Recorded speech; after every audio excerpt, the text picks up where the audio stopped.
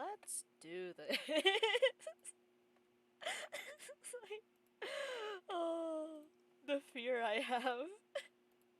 The fear. It's not even the game. I'm scared of the humans, of the baby humans.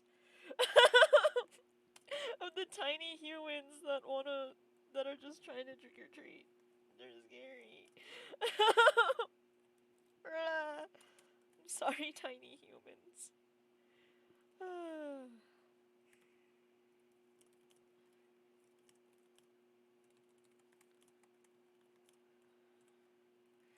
This visual novel is hella long.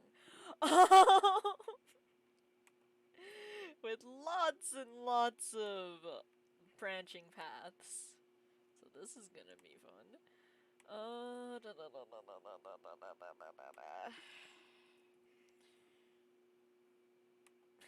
Laptop, please. Okay. I am a fearful being.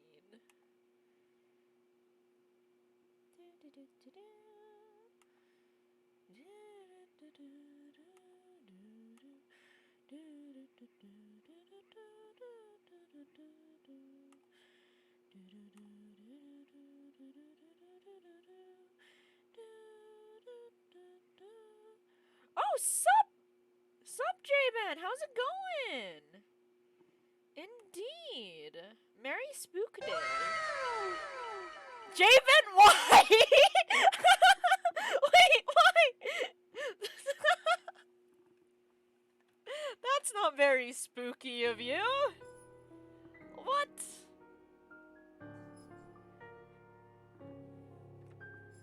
Confused plant noises.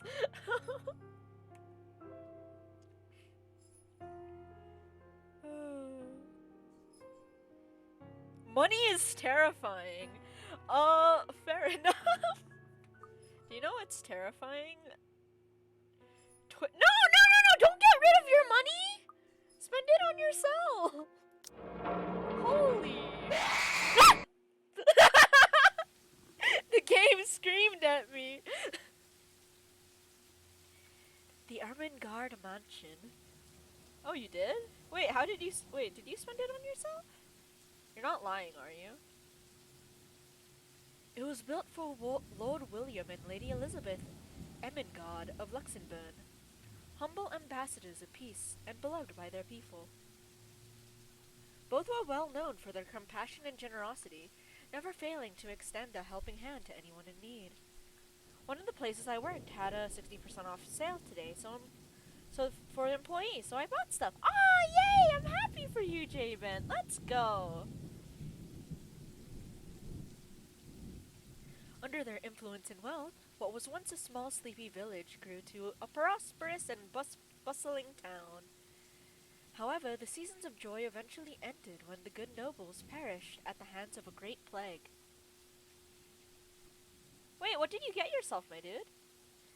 Their riches and legacy were henceforth passed on to their only child, Lady Charlotte Emigrad. It's French! Screams. How terrifying. French class. The mansion stood since the 1620s, a witness to a very long history of joy and pain.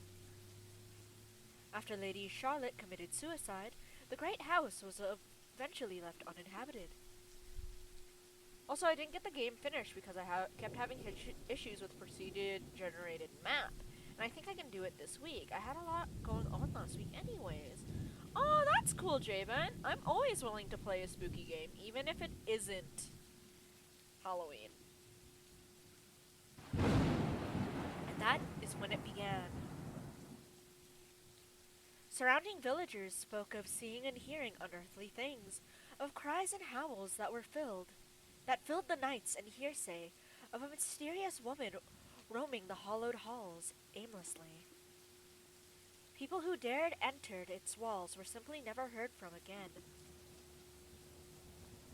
Even after 400 years, these stories remain, much like the house itself. Whispers about the once great house, its legend, and its curse still fall upon the villagers' ears. In spite of this, the current owners are convinced that these stories are nothing more than a hoax. With little regard for the truth, they had the Briar Realty Corporation place the property back on sale. Oh my god, this is when you can tell that I did not learn English from English speaking people. Ah! Okay.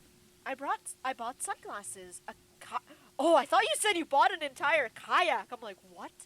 Electrical stuff, foreign connectors, and well then, very American of you, the last one. Yes, yes.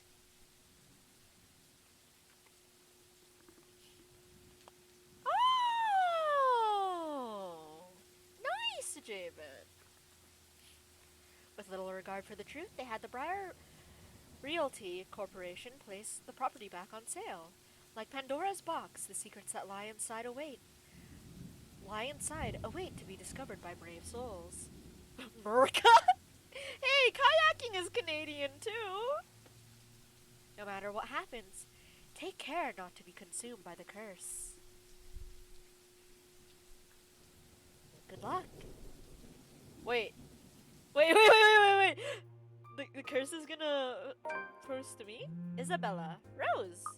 Except... Hello? Isabella? Are you there? Where are you? I thought Rose had pink hair. A familiar, jittery voice comes from the other end. I meant the shells, but also, yeah, I am selling kayaks as an American thing. It has a bald eagle and everything. That's what makes it American. Yes, yes. Oh, hey Rose! I'm at St. Goretti High. What's the matter? Oh yeah! I really wanted to play this because Isabella, one of the characters you play as, is a Filipina. Oh god, wait. I should probably move my character. Yes. I should move my avatar. Boop, boop, boop, boop, boop. Sorry, Isabella. I'll go this way. I'll leave you. I'll guard the other side. Yay! The voice acting? Oh, the Filipina thing.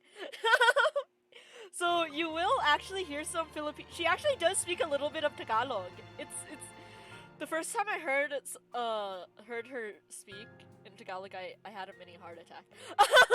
What do you mean, what's the matter? It's the mansion, silly. I'm here and you're late. Also, I have decided to make a series of small games to prepare for a fish game. Oh my god, let's go! Jeez, we're on shift together. You promised. Oh my god, please don't tell me you forgot. You were planning on leaving me to check this place out on my own, weren't you? I'm sorry, Rose. You chickened out. Calm down. You know I take my promises seriously. I'd like to believe that. So hurry up and get here. This place is huge. A bit too quiet since no one's lived here since, like, forever, but beautiful nonetheless. Why are you so surprised? This isn't the first time you've been there. I know. I just wish I could live in a place like this. It really takes my breath away. Thank you for the water, Jabin. Yeah, well, I wouldn't be so sure about that. Not after the rumors that say it's haunted. Jeez, never mind those rumors. Ghosts aren't real after all. And even if they are, which they are not, they can't do anything. They're nothing but spirits. Oh dear. Javen, what happened? You don't know that. They might be listening or watching right now, and they might not be happy with you enough to curse you. No offense, sweetie, but that's a bit of a stretch. Believe it or not, it's better to be careful. Right. You know, not every property we sell will end up with a dead body stuffed in a sofa. Oh dear, that's not good at all, Javen. Oh no!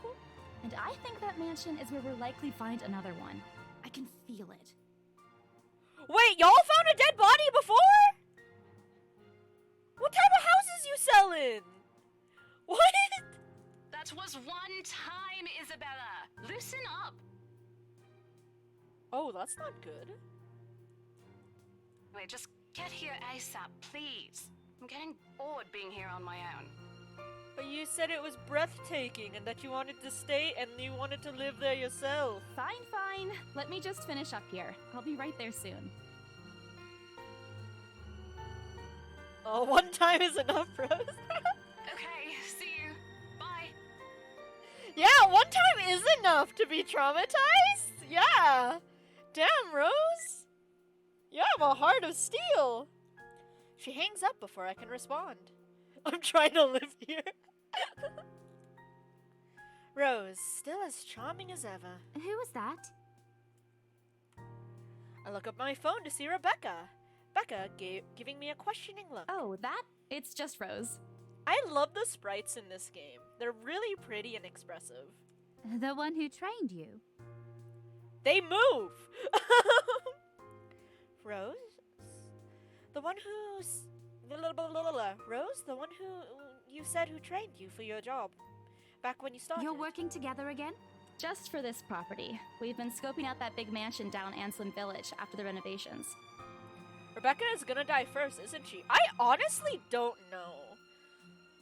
From what I remember of this game, it's kind of like Until Dawn, where your decisions affect who lives and who dies. And just for that, J-Ben, I will try my damnedest to get Rebecca to live. Today's sort of its grand opening to the public. The RC wants to give it one last check before we let potential buyers Bet. tour it this afternoon. But yeah, wait, no, that's the journal. Backlog, save, relationship. Yeah, there's relationships. Like, the starting relationships. Oh, we haven't met all the other characters yet. And then there's the branching tree. Content that others might deem as spoilers? Yeah! But look how much branching there is! you can get lost. Can we agree that Rose is low priority though? Good on you, because Rose isn't part of our relationship, so she can die at any moment. So if she dies, it's not my fault. Hold on. Is this the same mansion Sweet. you've been telling everyone about? Yes. Didn't you keep saying how it just gave you the creeps? She is very dead then. You actually went there? And you're going back? Why the heckity is it saying that I've been streaming for an hour? What? What's wrong with Twitch right now?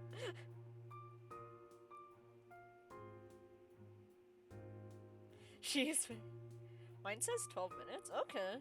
Well, I did promise Rose I wouldn't ditch her. At least yours is working. And besides, a job is a job.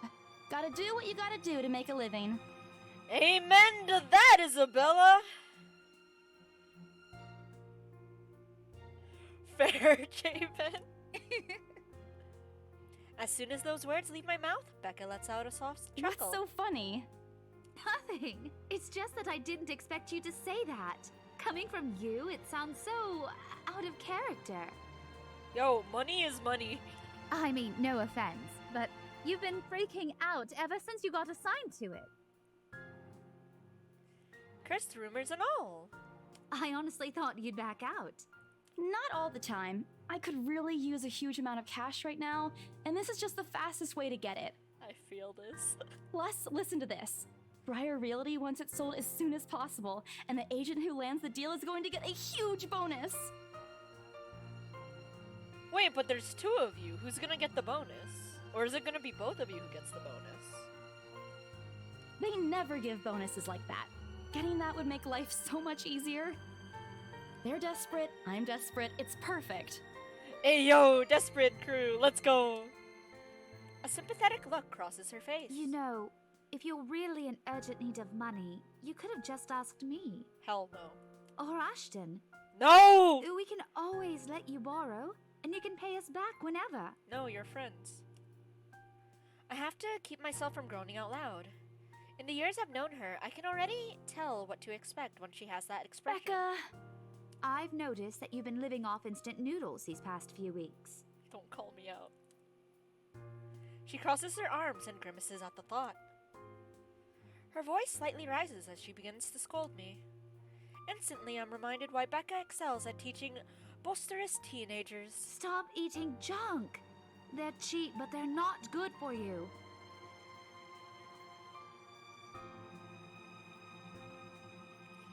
Jeez, that is interesting, Jabin. Holy. You'll definitely end up in the hospital if you keep at it. My mom always wanted me to be a doctor or a nurse. Oh! Branching path! Let's save!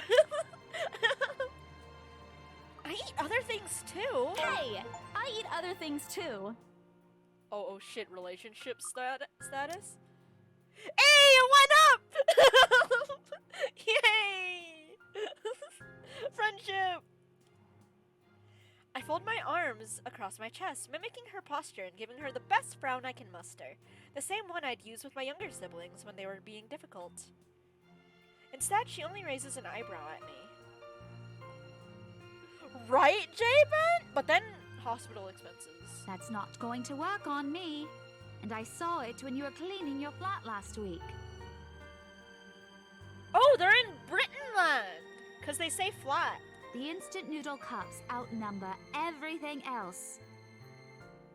Do I not throw stuff out? You're just exaggerating. Did you even see what's in my cupboard yet?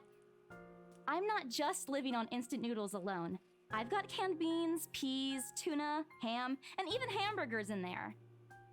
Canned hamburgers? Okay, now I'm agreeing with Becca. What? Becca's wrinkling her nose by the time I get to the end of the small list. She even went a little green on the last one. Oh.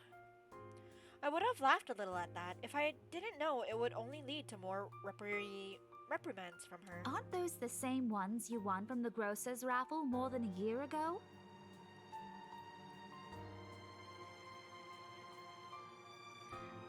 Jabin, isn't that stealing?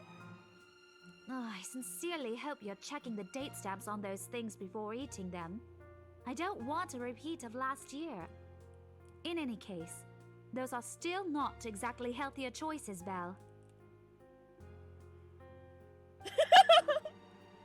She shakes her head, possibly laughing at some funny distant memory. When she looks up, I immediately brace myself. More words from her. Sometimes it's just better to let Becca talk until she's out of things to say. But when she turns her attention back to me, there is only warmth in her smile. What am I going to do with you?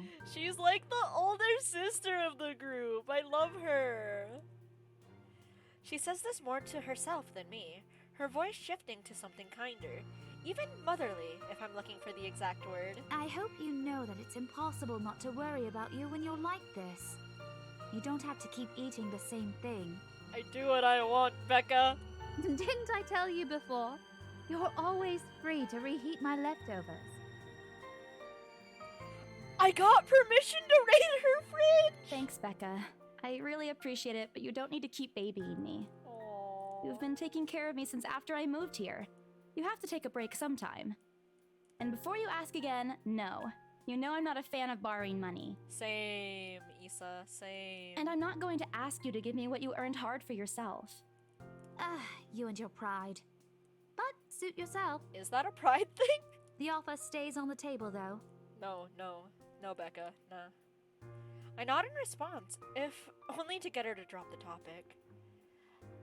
I wish I could just eat a nutritional brick every day and skip meal prep, to be honest.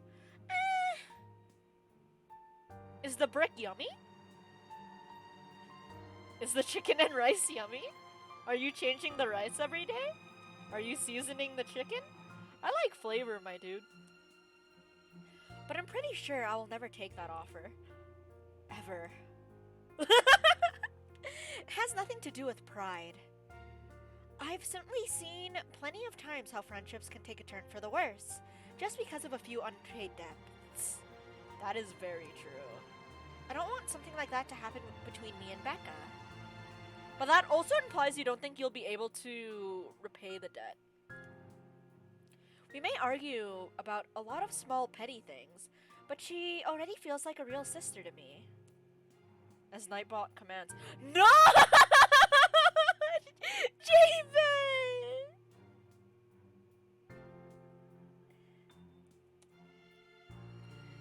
Becca's movements when she takes a quick glance at something behind me snaps me out of my thoughts. Well, enough chit-chat. Lunch is ending, and my students will be back any minute. We can catch up later. Good luck with your clients. You better treat us to lunch or something if you get that sale. Okay, that's cute. I like that little banter. You bet! With a small smile, she returns to her desk and begins shifting through pages of a rather thick history book. In my opinion, that does not look like a smile. She's probably working on next week's lesson plan. Or trying to, at least. Oh, sweetie. Her eyes are distant, and she doesn't seem too attentive to whatever is on the page. As if she heard my thoughts, Becca starts coughing heavily.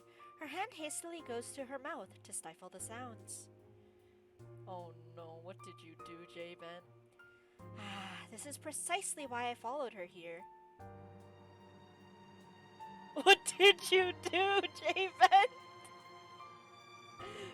I'm clicking my own link, what did you do?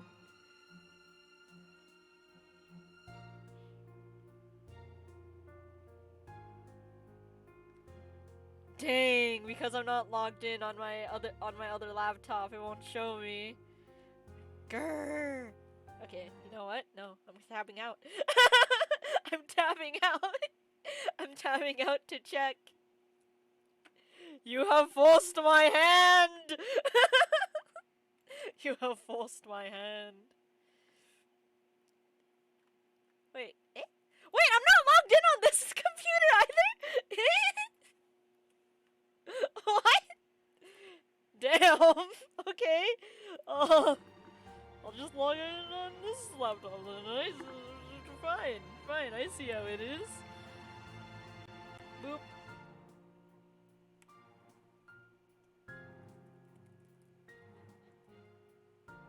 Ha! I've logged in!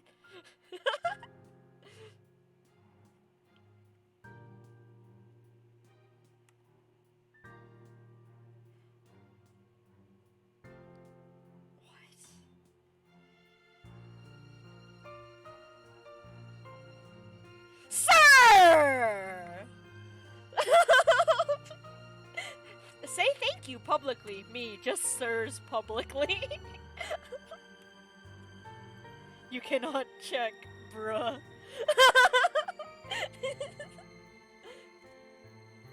For someone who makes a habit out of worrying about other people, Becca sure forgets how to take care of herself. Hey, you sure you can manage on your own? Bad! I'll take that hearty sir any day. Fair enough, fair enough. I mean, you're still a bit feverish. Oh, she's sick? Hush, dear. Don't you worry about me.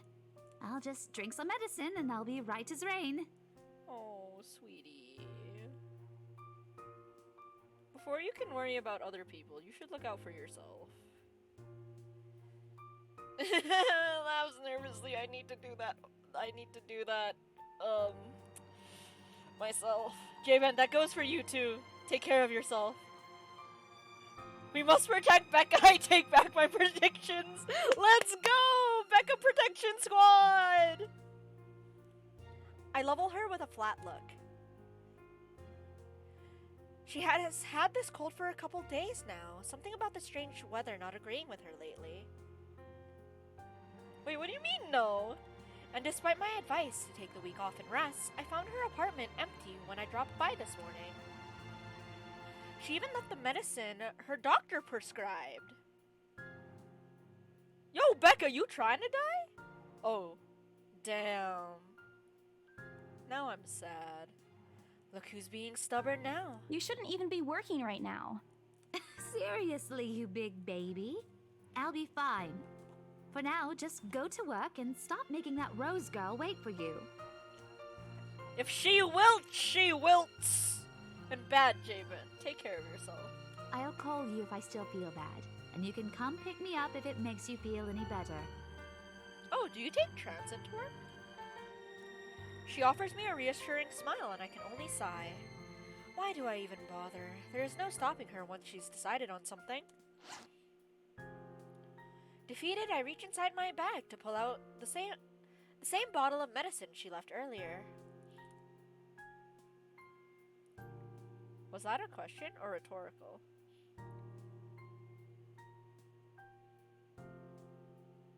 I was wondering if Rebecca took transit. Yes. She looks at it wearily when I place it in front of her. Unfortunately for her, this is the one thing I'm not letting her have her way. All right, but don't forget what the doctor said. Drink this on time. I'll see you later, okay?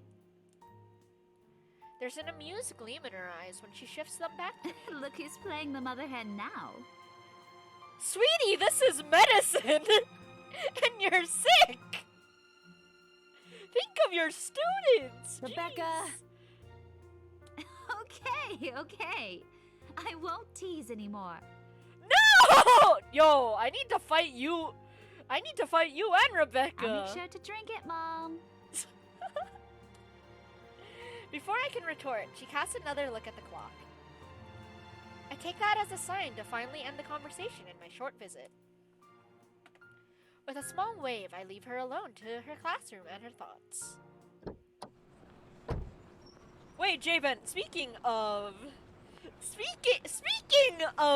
medicine and getting better, are you feeling better, bud? Have you been taking your medicine? Becca will represent me. Keep us alive. Okay.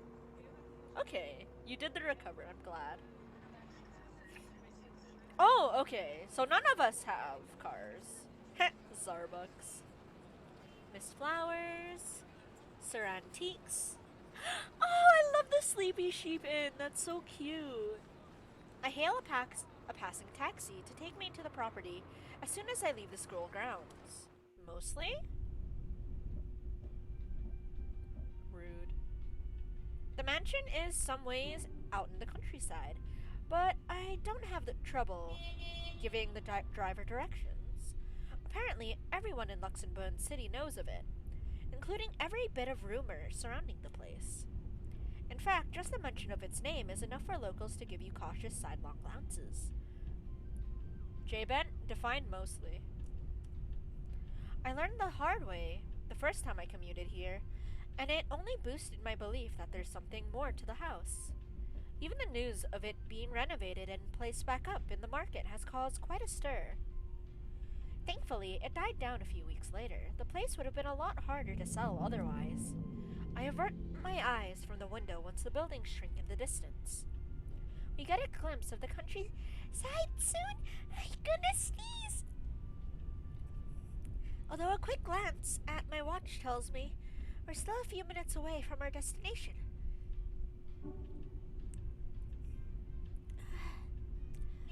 I gotta say, doing 2 jobs full-time college, helping carry sure! What? That is a lot on your plate. I too have the sniffly whifflies. Speaking of, I need to take care of them right now.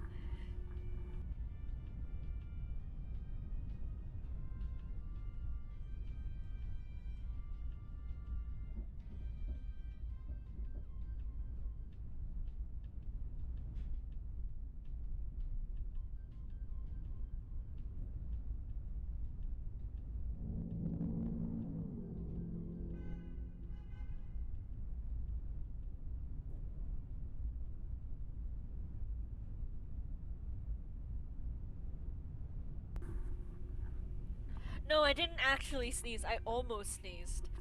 Big difference. Oh, that sad moment when you squeak so much that it has become a guess whether or not you sneezed or just made a fern noise. We get a glimpse of the countryside soon, although a quick glance at my watch tells me we're still a few minutes away from our destination. It's not funny, Jaden. It's a crisis. J-Ben, don't. You already did. Okay, might as well get some work done. Rose did ask me to interview the mansion's documents. I already looked them over last night, but you never know when things may go wrong. Life has a way of messing things up like that. Halfway through reading the papers, my phone rings again. No! No. Good. Good, J-Ben. I pick it up without looking, neatly tucking it between my ear and shoulder. It's probably just Rose again anyway. Rose? Oh, it's Ash. What? Yo! You're pretty. Guess again. That voice. Ash. I'll save up for Christmas. I'll be sure not to stream. All of December. I'll just die. It's fine. Bingo. Hey, what's up? It's fun because you couldn't get me anything if you wanted to. Joke's on you. If I really wanted to, I can technically make you e-cards, write you a bunch of poems, write you a short story, or a whole bunch of things of that matter. So, hey! Or I can even just draw you something and then take a picture of it and be like, hey, this is for you. Yeah! Take that, Javen! Just checking if you're still cool later this evening. You mean that thing with Zach? Yeah. He even called in the middle of the night just to remind me. No, don't worry. I didn't forget. I'll be there. Look forward to it, Javen. Cool. I'll see you later. What time do you get off? Around 6 p.m.? I don't know. It's the first day of the Ermengarde Mansion's open house, and we're expecting quite a number of potential buyers. I'll be booked the whole afternoon. Ermengarde Mansion? You know, the big Jacobean mansion at Anselm Village. I'm on my way there right now, actually. On your own? Yeah, well, Rose is already there, but yeah. I see. Looks like the scaredy cat finally toughened up. Frick you! Shut up! Ash chuckles, and I can't help but roll my eyes upon hearing it. I'll see you later. Drop me a call when you're done. I'll see if I can pick you up. I hope y'all can actually hear the game. Whatever. Bye.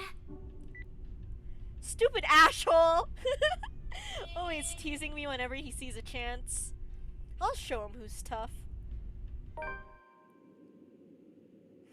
It takes a few more minutes until I finally reach the infamous mansion. I have to admit, the entire property does look wonderful from the outside. Yet, despite all of this, it does nothing to hide that something's just wrong. The surrounding area is unusually silent, and only the rustling of leaves can be heard as the occasional breeze passes.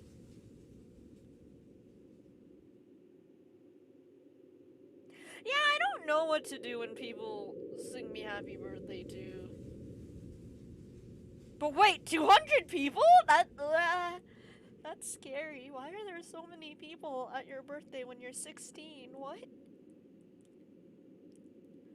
While Aslam Village is just a few miles away, everybody keeps their distance on purpose. That sounds terrifying, Javen. Perhaps out of fear, the horror of falling under the mansion's curse.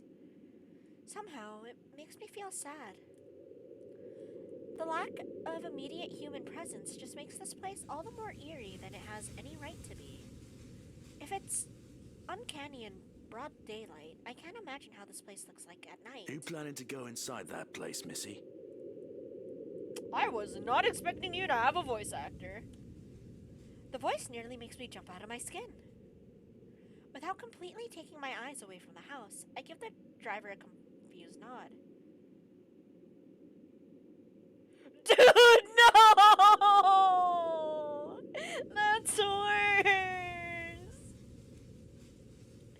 A beat passes while I wait for him to say more, but his only answer is a non-committal hum. Belatedly, it occurs to me that he must have been waiting for my payment. I mentally slap myself at spacing out and promptly hand him the fare with an apologetic look. I expected him to leave as soon as I've paid, but there's a hesitant expression on him, as if something hasn't been said yet. Is there something wrong? Look, Missy, I'm sure you've heard what the people are telling everyone about that place. Nobody likes to be disturbed when they're at peace, and I'm pretty sure whatever they say is in that house doesn't want to either. I totally didn't just reveal my fear of mannequins. It's fine. I admit they did a good job fixing it up, but there must have been a reason why even distant relatives of the family who used to own the house never lived in there despite inheriting it. No wonder they wanted to get rid of it. Maybe they just didn't like it? You never know. He drives off after, but what he said has left a foreboding feeling in my gut. I breathe out a heavy sigh as I approach the house. After hearing enough of the rumors, I should have expected the conversation to take that turn. But I'm already here. Backing out is completely out of the question. It's not like I have a choice, anyway. If I want to get that bonus and commission, one way or another, I've got to sell this property. The door is ajar when I get to it. However, while my own copy of the keys dangle uselessly in my hand. I hate both. Rose must have left it open when she arrived. That's weird. We may be the only people here this early, but I've never known her as someone careless. Entering, what greets me inside leaves me gasping. I'm gonna sneeze again. Hang on. Ah!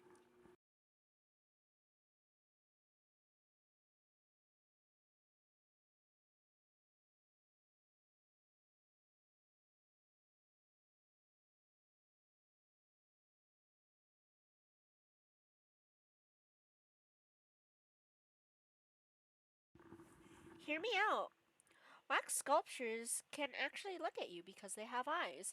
Hear me out. Think of a mannequin as a wax sculpture with sunglasses. You never know what they're looking at. Entering, what greets me inside leaves me gasping. They've cleaned every corner, waxed the floor, dusted the antiques, searched every nook, cranny, and crevice, and made it spick and span.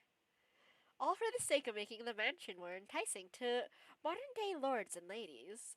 Yeah, exactly, Javen! You understand? Let's go.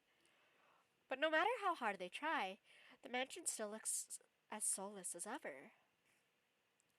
As though it is going to eat you alive. Take your time, my dude. If you ask me, they should have just listened to what other people have been telling them and leave this place alone. Some things in this world are better left alone, never to be disturbed again. Rose? Ooh, echoes? I call out. Rose, I'm here. Where are you? My voice echoes softly throughout the hallways. Oh, who am I kidding? In a place this big, I don't think she'll hear me no matter how deafening the silence is. She should be all the way on the other side of the property for all I know. Quickly, I reach for my phone and dial her number. But The number you have dialed has not been recognized. Please check and try again. recognized? What do you mean has not been recognized? We were just talking a while ago. Do we have, like, low signal? It's not like she was eaten by the house, right? Or maybe the ghost did hear us talking and spirited her away, right? I'm so sorry for being a little bit sick.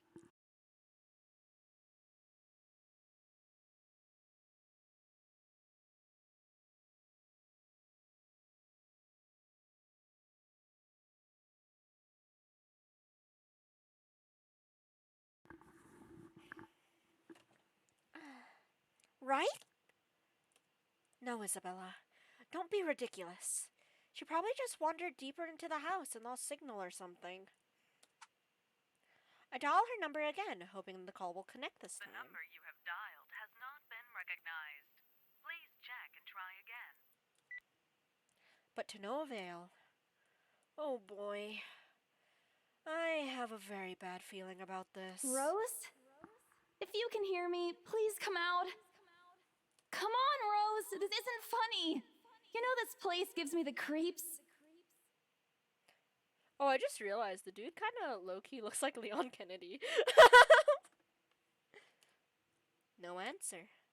This isn't going to work. This place is big. She could be anywhere.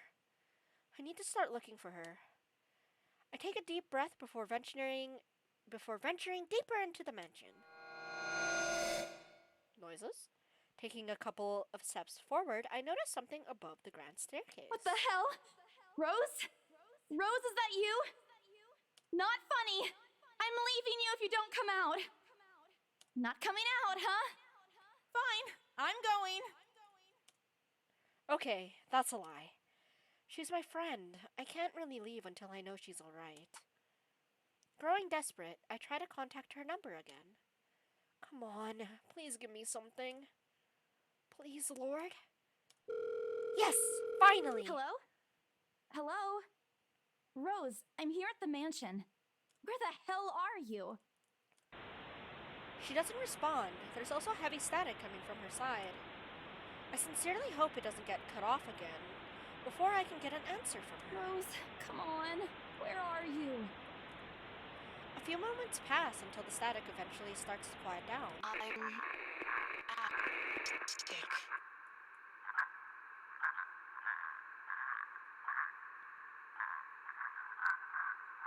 What? The attic? Why? Crap, it got cut off. Man, do I really need to go there? With how deep inside the mansion the attic is, there's barely any signal there. No wonder I couldn't contact her. But why is she there? Out of all the places, she just has to go to make me... She just has to make me go fetch her in the creepiest room of this place. Is she doing this to get back at me for being late? Whatever, I'll just go. The sooner I meet up with her, the sooner I'll feel better about being here. I carefully make my way up the staircase. My legs wobble as I mentally curse the fact I've chosen real estate, instead of picking a career that doesn't involve strange abandoned houses. Upon reaching the top, the ground hallway greets me. Ooh. Movement. It branches out to the two major wings of the mansion, east and west wing. There are two attics here, one on each side, but the east one has been converted to a storage room of sorts, and somehow I find it least likely for Rose to wander there by herself. Besides, she never liked going into stuffy storage rooms. So I head towards the west wing first, where a simple wooden door at the end of the hall opens to a small room. Inside is another set of steps leading to the second attic. Unlike the grand staircase, though, the stairs to the attic are steep and narrow, made of old stones covered with a thick coating of dust that kicks up into the air with every step. Thank God it's still daytime. If it wasn't for the light streaming through the door behind me, I might easily stumble and fall. With how old the place is, there are no light fixtures to illuminate the cramped passageway up. Why they didn't bother to add one when they renovated escapes me. Sheesh, they did it with the rest of the house. A small bedroom welcomes me at the end. It looks exactly as it did the last time I've been here, full of dust, worn out, and faded by time. Odd, I thought they cleaned everything. Did the crew miss this room? Ugh, cleanliness is the least of my concerns right now. The more pressing matters is Rose. She's not here. Was I dreaming when I talked to her a while ago? Did I mishear her? No, it couldn't have been a dream. After all, the creepy ambience of this estate is doing such a remarkable job of making sure I stay alert and awake. And I'm sure she said she's here. Is this a prank? Or maybe the phone call was Rose's last message to me before the curse got to her. Ugh, shut up, brain. You're not helping. Don't make this scarier than it already is. But if she's not here, then where is she? What the hell was that? Surprise! How are you? I have the sniffly snooze, Mozzie. How are you? Halloween has had me on edge all night because of the trick-or-treaters that just do not respect the fact that the light is off. And they still knock and ring the doorbell. Oh, what's the resubscribe sound effect? Eh?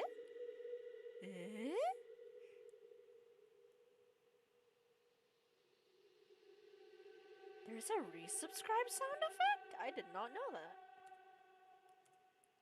That's it. I can't do this anymore. I'm leaving. Oh yeah, Mozzie, how are your Draculas?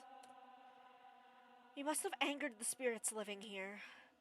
I knew disturbing this mansion was a bad idea, right from the very start. But nobody listened. Be fucking realistic, they said. They think I'm cuckoo because I believe in curses and ghosts and all that. Oh no, Nani is for when someone raids. Yay! Let's go!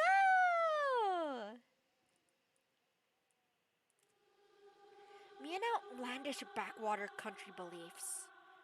I've always tried to be a model employee, but not this time, no.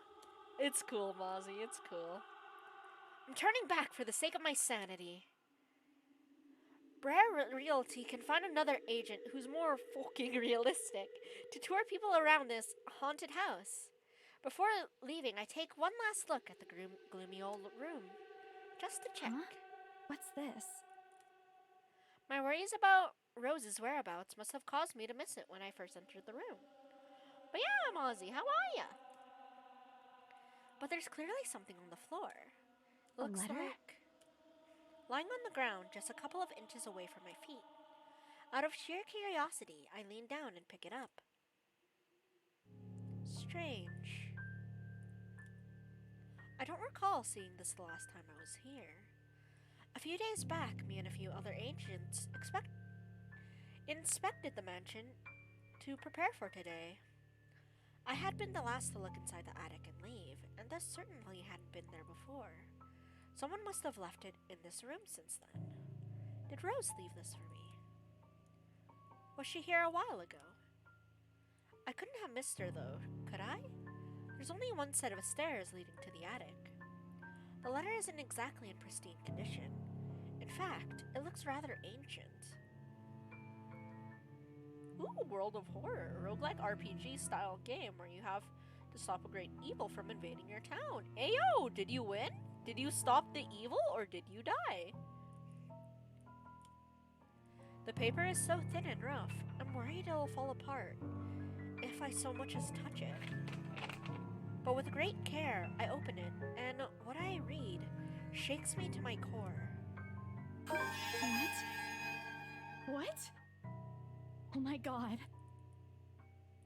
What do you want help with? Nothing but the words, "help me," fills the page, all of it seemingly written with a crimson shaded pen. Ooh, that's cool, Mozzie, dang. So there's a lot of replayability. Let's go. More blood. I gulp. The same phrase just goes on until... Send this to 5 people or else. Oh, it's a chain letter! Or else what? Or else what? As quickly as I can, I scan the back of the paper and peek into the envelope to make sure I'm not missing out on a second page. But there's nothing. No. Oh, please, no. My hands tremble as dread creeps over me. The room is suddenly getting colder. I need to get out of here.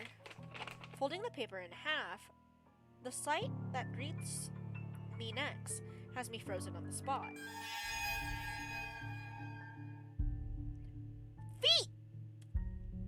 A pair of blood-soaked feet enters my field of vision, covered in gaping wounds, with skin eaten away to reveal flesh, bone, and all manner of things one isn't meant to see. It's too much. All of it is too much. I want to cry, call for help, but the words catch in my throat.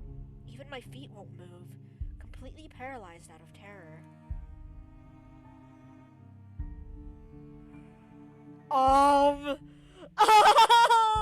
I don't want to kill her.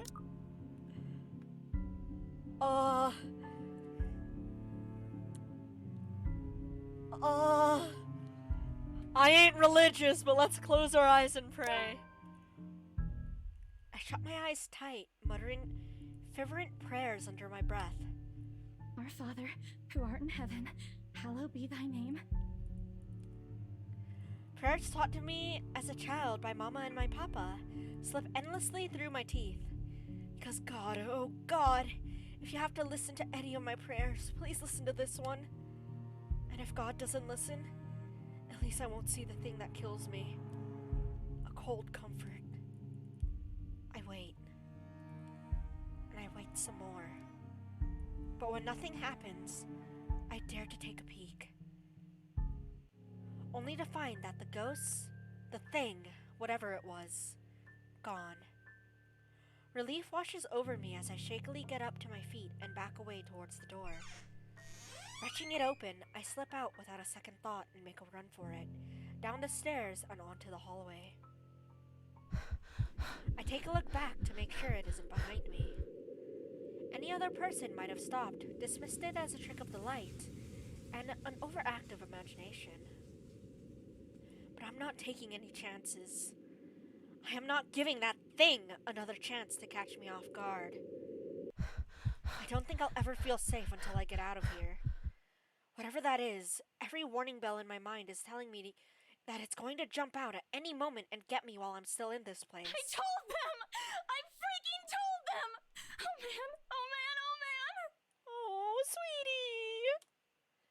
Racing down the stairs, a breathy laugh escapes me and my shoe slips and I find myself falling until my back hits the ground and pain wrecks my body. My head grows fuzzy and my vision dims as I fight to stay conscious. No. Go away. The last thing I see are those feet before all I know is darkness. No! Did I kill her?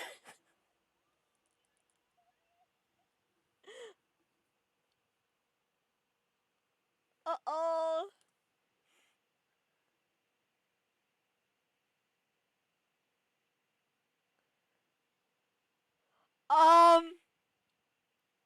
Welcome back, Javen. We met the ghosts. And I may or may not have killed Isabella. A buzz breaks the silence. I start to rouse, pulled into consciousness against my will. I've never felt this tired before. I just want to sleep, but the insistent buzzing, poking, and prodding isn't letting me. But it's the Filipina! It's me, Javen! I killed myself!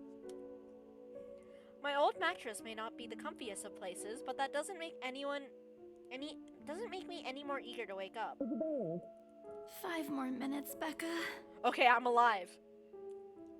I swat away at what is nudging persistently at my side. Can't I just get a few extra minutes of sleep today? I promise I'll work harder once I'm up. A hand lightly taps my cheek, and something cold is suddenly being pressed at the back of my head. The icy sensation slowly spreads throughout the area, giving me an uncomfortable feeling.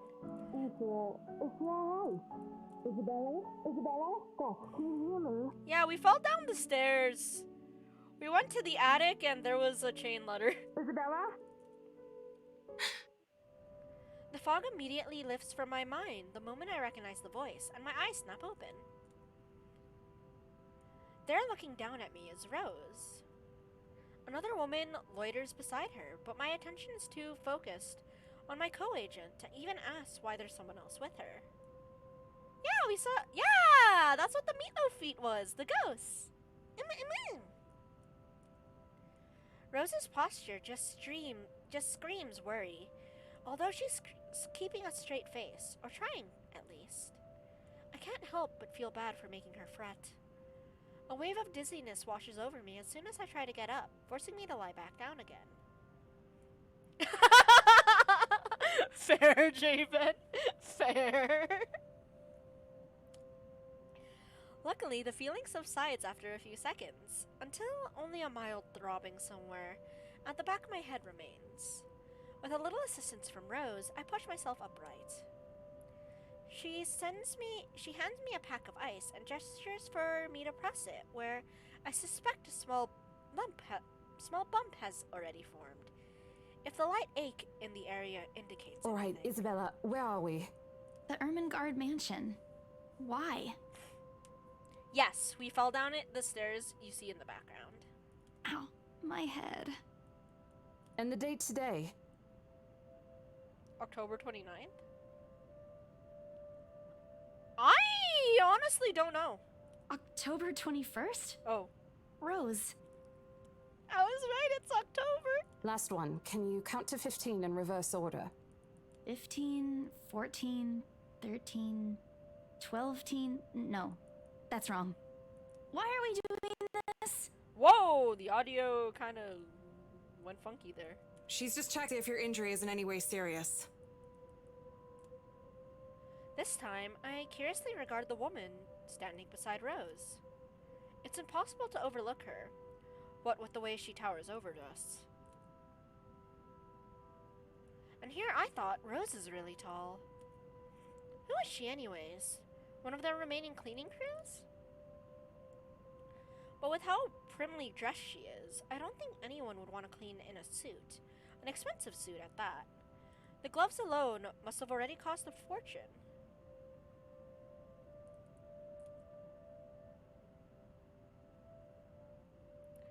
Short people have feelings too, Jabin. Her eyes slowly shift between me and Rose, considering us with an almost unreadable expression, before finally fixing a sharp gaze on me.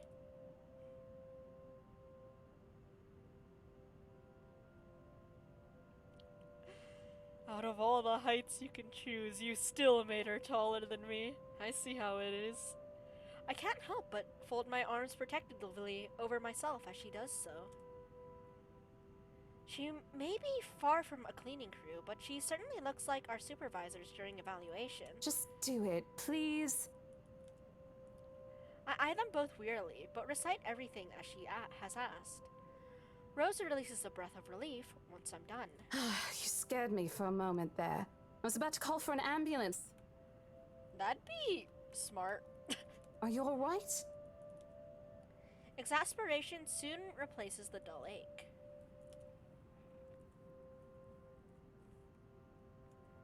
Excuse me while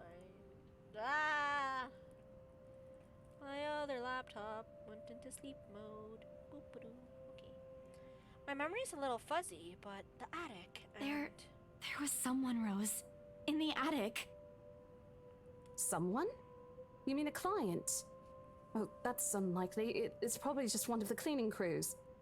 The boss sent a few of them back this morning for some last minute... No, not any of those. I'm not actually sure. Wait, didn't I call you? You said you were in the attic when you answered. That's why I went there in the first place. Both Rose and the lady look at me like I've just grown another head. Did I say something weird? Rose quickly casts an apologetic smile at the woman before the awkward silence stretches on further. It's her saleswoman smile, the same one she taught me back when I was still her trainee. I should show this to troublesome clients, or just to avoid trouble in general, she advised. It's also the same one she gives me when I've done something particularly absurd that may cause us to lose a potential sale. Mozzie, I believe in you! Let's go! How is your VN going? Hey, slowly is better than not moving at all. Let's go. Her eyes were serious when she turns back to me. She takes both my shoulders, gently squeezes it, and as much patience she can muster. As much as I'd love to have gotten at least a heads up of your arrival, I didn't really get a call from you. You know, signal here is absolutely horrendous. I was in the garden earlier and couldn't even make a single call. Isabella, I'm going to ask again. Are you really all right? What happened? I don't know. It's all a bit blurry. I did take a break for drawing the Draculas, but I did finish up some animations for a few characters! I did cheat because they all have the same body type, so I just copied and pasted the animations. Yo, progress is progress. Let's go, Mozzie. Let's go! I look forward to it! I'm so excited for you! I remember I was looking for you, but you weren't in the attic. And there's... whoever it is. Then I must have tripped on a rug or something on the way down. I never understood how you can, like, put a rug or carpet on a stair like this? On stairs like this? I mean, I guess if you cut it piece by piece. But still, even then. They are weird little piggy creatures. They will act as a safe point if you talk to them. Yeah, but then they get all lumpy and bumpy, and then you fall, and it hurts, and well, carpet staples in the 1600s. But then they did refurbish everything. But it looks like they did a shoddy job at it. Oh no. Do you think someone came in while you were out? You left the main door open. We are so going to get into big trouble if something gets stolen, Rose. Perhaps it is a concussion.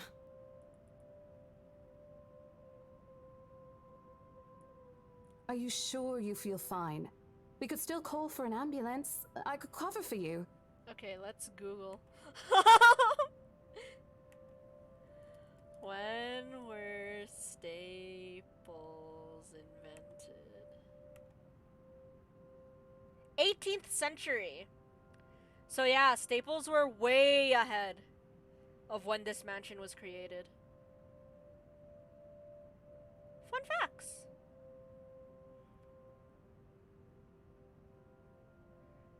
They were made... Oh wait, no. Oh, it was actually a gift for royalty. Mr. Lewis, I can't read Roman numerals.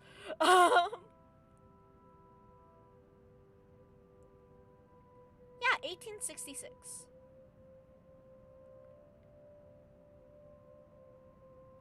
Yep. This is 16th century. No, I'm fine. I'm okay, Rose. I can work. Wait. Hold your horses, Rose. I can't just miss an important sale because of a minor bump on the head. An extremely minor bump.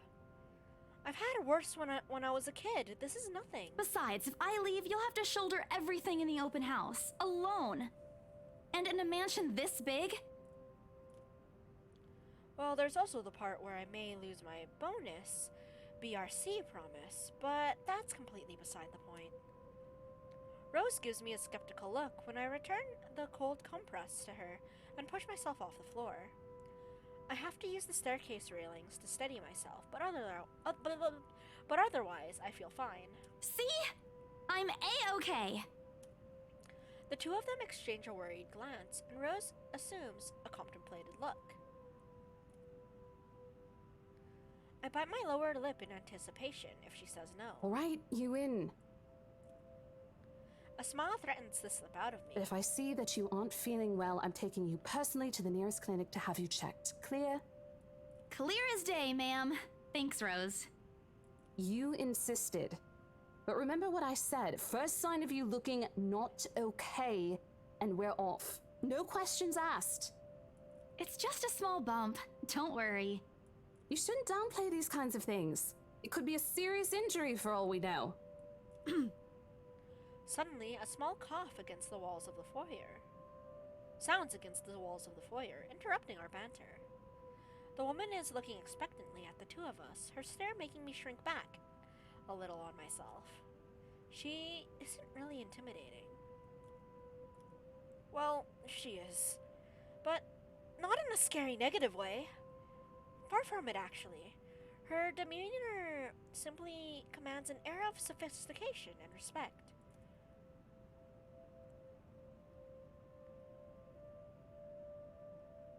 No. We didn't get like yeeted off the stairs. We really did just trip. So like, let's say like we were running down and then maybe we like tripped at this point or something. So it really isn't that bad.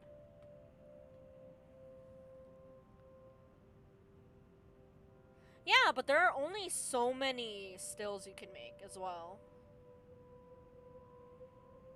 In a different world, a younger me would probably wish to be like her.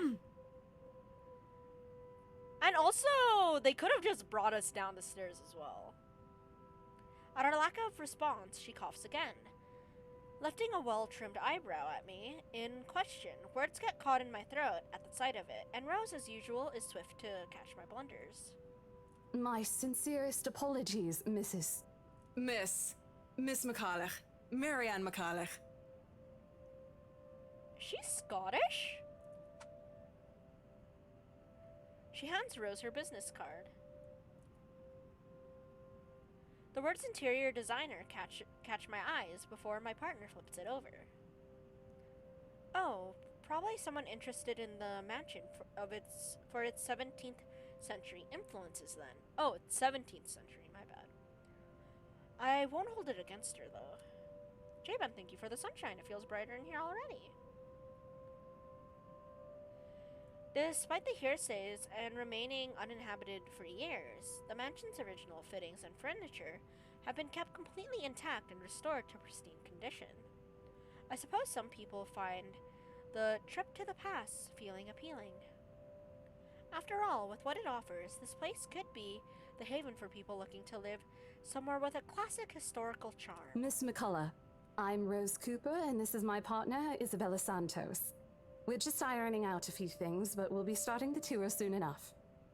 In the meantime, we've prepared some refreshments for you in the parlor while you're waiting. If you could please. Thanks. There's no need for it, though. I just dropped by for a quick survey of the place. Is that a Scottish accent? I thought I should check the estate before I meet with the homeowners.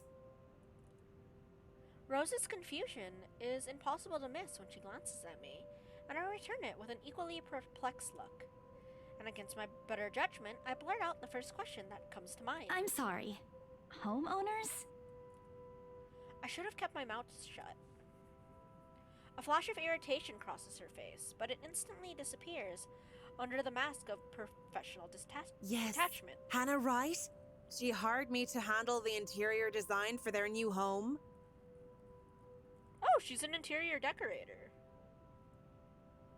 This is the Ermengarde mansion, right? It is, but... She pauses, probably trying to find the right words to fix the awkward situation without offending someone.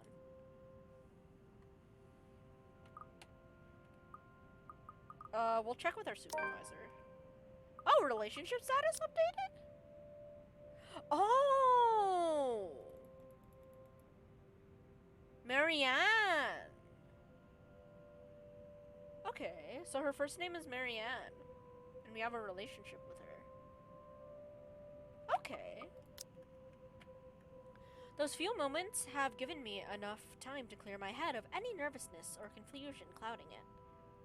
Actually, since that this game goes by chapters, maybe when I feel like we're nearing the end of a chapter, I'll look at the relationships and see how bad I messed them up. Those few moments have given me enough time to clear my head of any nervousness or confusion clouding it. It is, ma'am, but we weren't aware the mansion has already been sold. But we need to max Becca. Fair enough. But at the same time, it might be hard to know when we're reaching the end of a chapter, so I might check periodically. What do you mean? I almost flinch when she turns her gaze on me, but I stand my ground. Besides, it isn't like I haven't dealt with awkward situations like this before. I may screw up at times, but that doesn't mean I haven't learned a thing or two in the 5 years I've worked in the business. The mansion is indeed for sale, ma'am. Today's the open house, in fact. However, we haven't heard anything from the higher-ups that a deal has already been closed for this particular property. If you'd like, my co-agent and me can check with them right now. She nods, seemingly in deep thought after I've finished. She appears to be a reasonable person anyways. Given the proper explanation, she'd surely understand. I thought something looked odd. Excuse me, I need to call my secretary. Thank you for your assistance, Miss Santos. With a slight wave of her hand, she leaves us. That seems to be the end of it. Both Rose and I breathe a sigh of relief. Disaster averted. I also don't miss the thumbs up she gives me for doing a good job, and I can't help but swell with pride. Still, I've already prepared myself to dial the number of our Luxembourg office and check, even if she didn't ask for it. I will be very frustrated if for some reason something has already been decided without my or Rose's knowledge. That's a whole new level of unfair. We've been working hard on this. Moments later, Miss McCall returns a little frustrated, but with an apology clear on her face. I feel a little sorry for her to go through all this trouble. There seems to have been a little misunderstanding with my client. If you'll allow it, I'd like to stay and wait for them here. I was informed they'll be dropping by for the open house today. I figured it'd be a waste to just leave after that long drive. I might as well meet him here. I'm sorry for butchering your name, ma'am. Certainly. You could stay at the parlor in the meantime, ma'am. I'm sure it won't be long before our guests arrive. And, Isabella, I left a few documents in my car. You know where I keep those. Can you please get it for me? Rose takes a glance at her wristwatch before tossing me a set of keys. And hurry! We've still got a few minutes to double-check those papers. Okay, got it. The two of them disappear behind the parlor's door. Their departure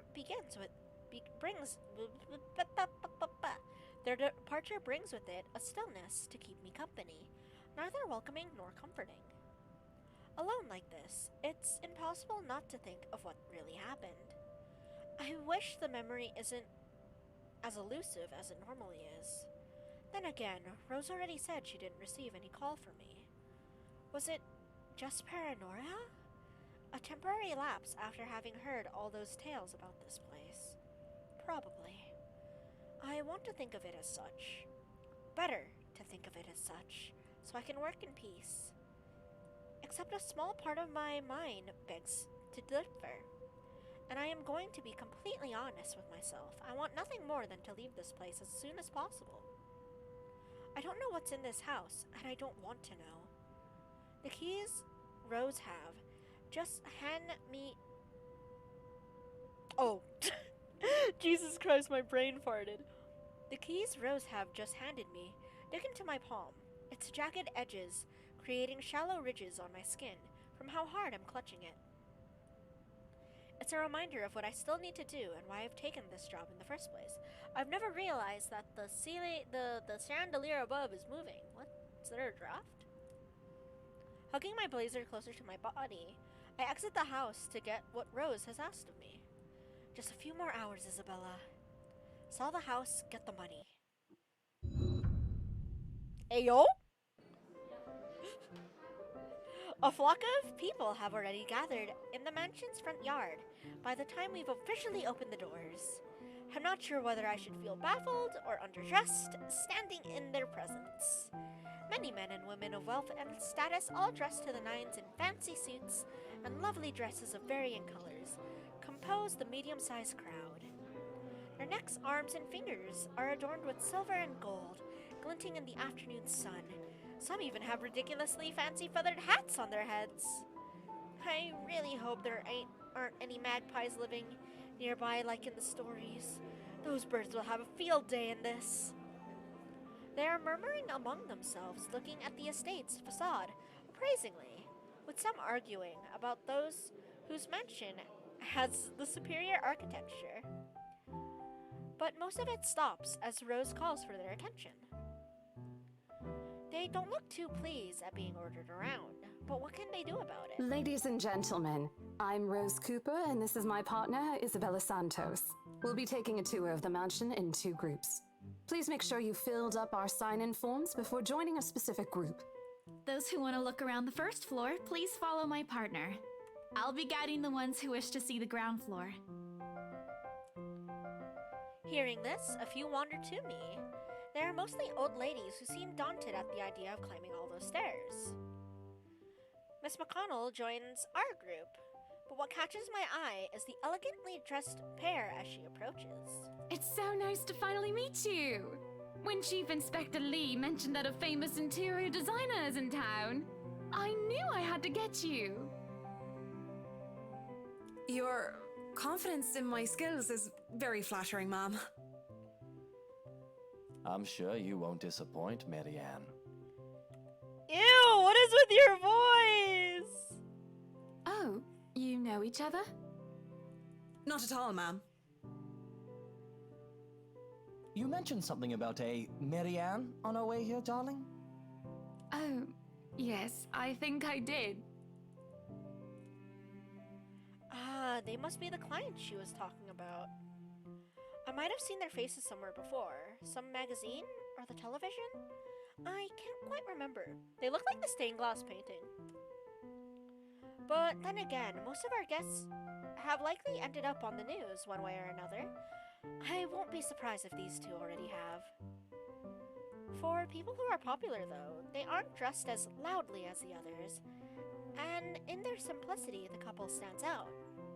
The woman in particular is stunning enough to turn heads of most people in my group, especially the men with wandering eyes. The guy standing beside her doesn't seem to mind, though. Ayo! 8 months! Let's go! Thank you so much, Javen. And if I'm going to be a bit bolder with my assumptions, I'd say he's basking in the attention. Both of them, in fact. I'd think they are brother and sister if it weren't for their public display of affection. The matching rings on their fingers just cement the fact that they are indeed a couple. Whatever. Couple or not, what's important is that we get this deal closed before the current owners can even think of canceling the listing. I just hope one of my people in my or Rose's group is brave and generous enough to buy this mansion. And so, with papers in hand, I lead the way.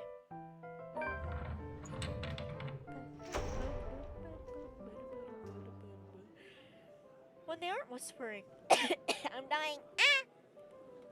When they aren't whispering among themselves or going ooh and ah over one thing or another, they ask questions. From how the restoration process went to the history of the place, I answer them all. More than happy to talk about the art pieces and architecture mostly. However, I'm careful not to mention anything about the urban legend. Yeah. No, I don't actually, Javen. What? Not a good material for sales talk, even if the entire population of Luxembourg knows about it. Some of the furnishings here are actually the 17th century originals, all of which have undergone a painstaking restoration process just to return its original beauty. Confused noises?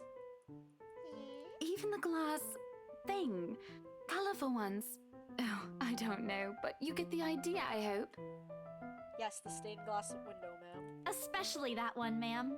It is said to be a gift commissioned by the fiancé of Lady Charlotte Ermengarde. Yeah? The mansion's current owners have specifically requested that the restoration crew take great care in handling it.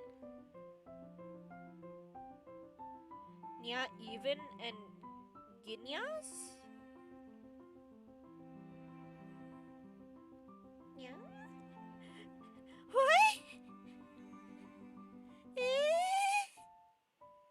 It's a priceless work of art and the most distinctive feature of the mansion. By the time I've stopped talking, her attention is already elsewhere. Isn't this place wonderful, darling? I told you it's not a total waste of your time. I don't know. Isn't it a bit too small? We might have to break a wall down to have more room. Oh. Well, I think it is just right. Don't you think so, Marianne? It is splendid, ma'am. But isn't it a little too early to make plans when no deal has been signed yet? Never mind that. It isn't going to be a problem. We've got a wonderful legal team to handle everything. I mean, there are parts of the narration that isn't narrated. Start taking notes, though. I think I've got a few things I want changed before we move in. I mean, I was reading. The rest of the conversation gets lost in the chatter of our companions.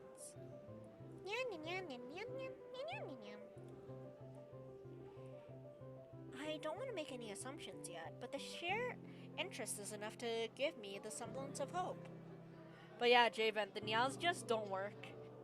Unless it's a song.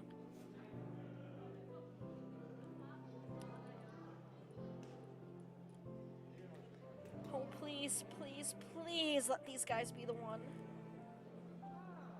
Eventually, our group reaches the kitchen. Much like the rest of the house, a great deal of effort has been put in retaining the room's classical appeal. The open hearth at the end of the room, in particular, looks amazing, like the ones I've only seen in fairy tale books. Plus, I don't want to ruin the atmosphere too much. Mad props to the cleaning crew. Seriously, after overhearing hundreds of their complaints about the soot and tar staining the bricks, and how much pain in the arse cleaning all this will be, they still managed to pull it off. Or make it presentable, at least. The highlight of the room, however, is what's underneath this hatch here. The wine cellar! Oh, don't say anything yet!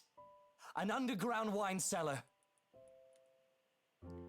This is the first time the guy in gray speaks up, Mr. Luke Wright. My memory supplies from the forms they signed earlier. His sudden attentiveness catches me off guard. Since the start of our tour, only his wife has shown any form of genuine interest in the place. But this time, something lights it up in his eyes at the mention of the undercough. What's so interesting about a basement? I don't really understand rich people sometimes. Right now, he gives me the impression of a child who has seen what he absolutely wants for Christmas. I've always find it cute whenever I see children act that way, my younger siblings especially. On a grown man? It's almost funny. Yes, sir. It could house around 7,000 to 11,000 bottles of wine. Truly. And the room, how was it built? The bricks that were used to build the cellar have been carefully picked for the purpose of maintaining and preserving a constant temperature and humidity in the room. It's a good place to keep your private collection in if you have one, sir. It keeps the corks in good condition. Oh, love. Didn't you say before that you wanted to make your own personal vineyard? Perhaps you could start one here.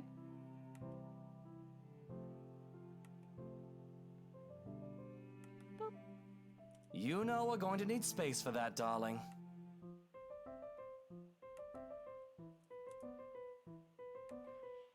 And this isn't big enough?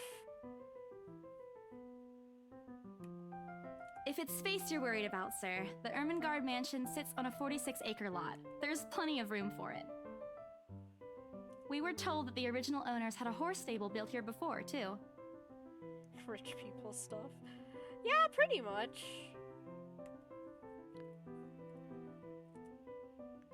There's a contemplative expression on Mr. Wright's face, but he doesn't say anything. Further, his wife, however, seems really pleased that he has started to show interest, if only a little. I smile to myself.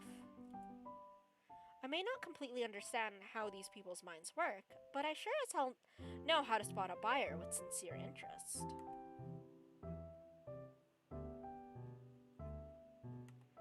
I will never understand rich people. Send help. Score!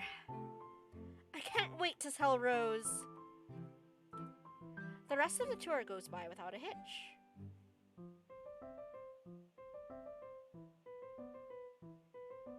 No, I don't think they're interested in horses. I think the fact that this estate is big enough to hold horses, though, is what interested them.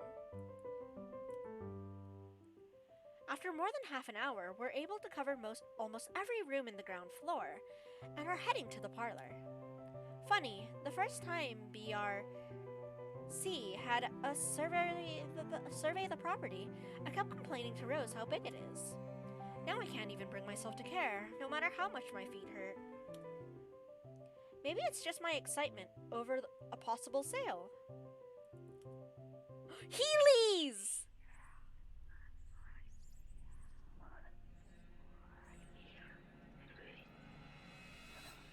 Wait, is this incoherent whispering, or can we actually tell what it's saying?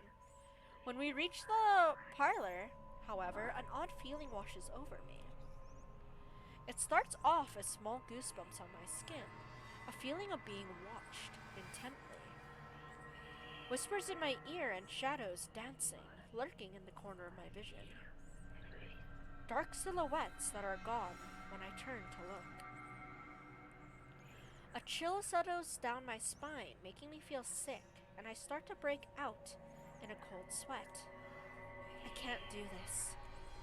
I need to sit down for a moment. The ladies in the group have been requesting for a break anyways. If I can just... Excuse me, everyone?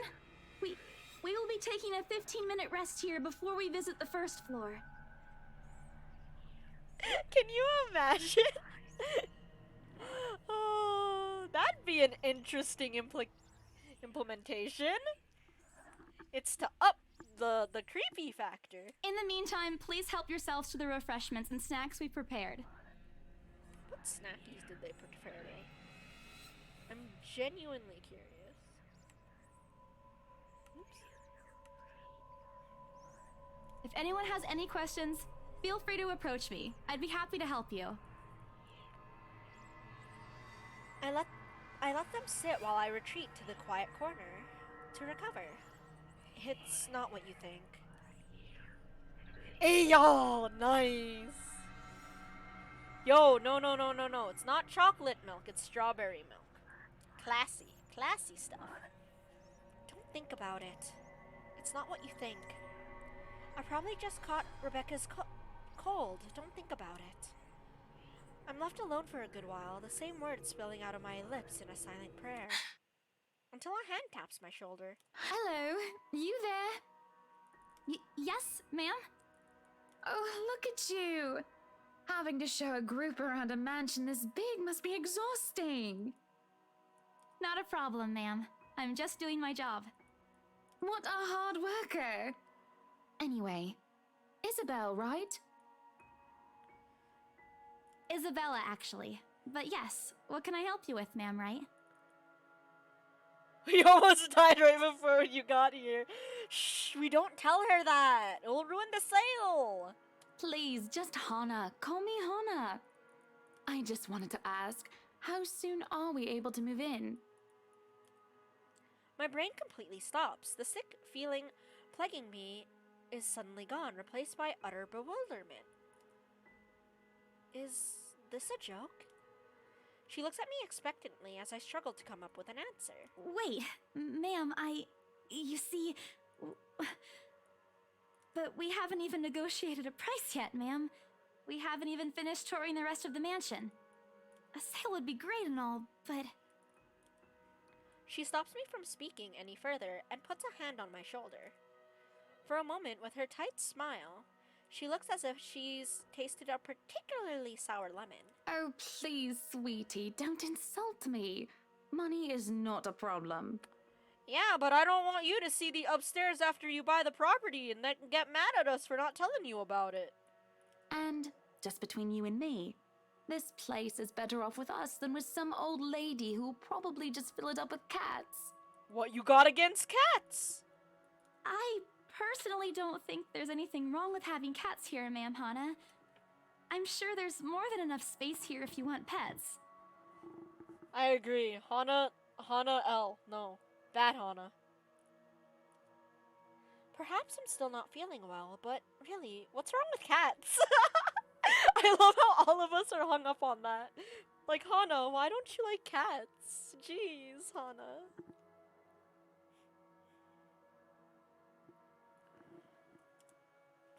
More importantly, why is she talking about moving in already?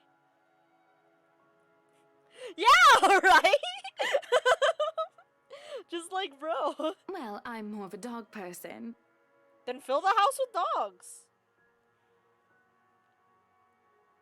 But you see, this is going to be a gift to my darling. It's going to be our anniversary soon. And it would be so wonderful if you can secure its purchase for us. Why, I can even offer something extra if you help us out with the paperwork. We actually have a process for this, ma'am. First off, you need to pet a cat. Just because you like cats doesn't mean cats are bad. You insufferable woman! Oh my god! True, J-Vent, true. I don't really think that would be necessary or appropriate. And just what are you two lovely ladies talking about here? Leaving me and our lovely interior designer to talk here by ourselves. What would the people think, darling? Oh, it's just small talk, love.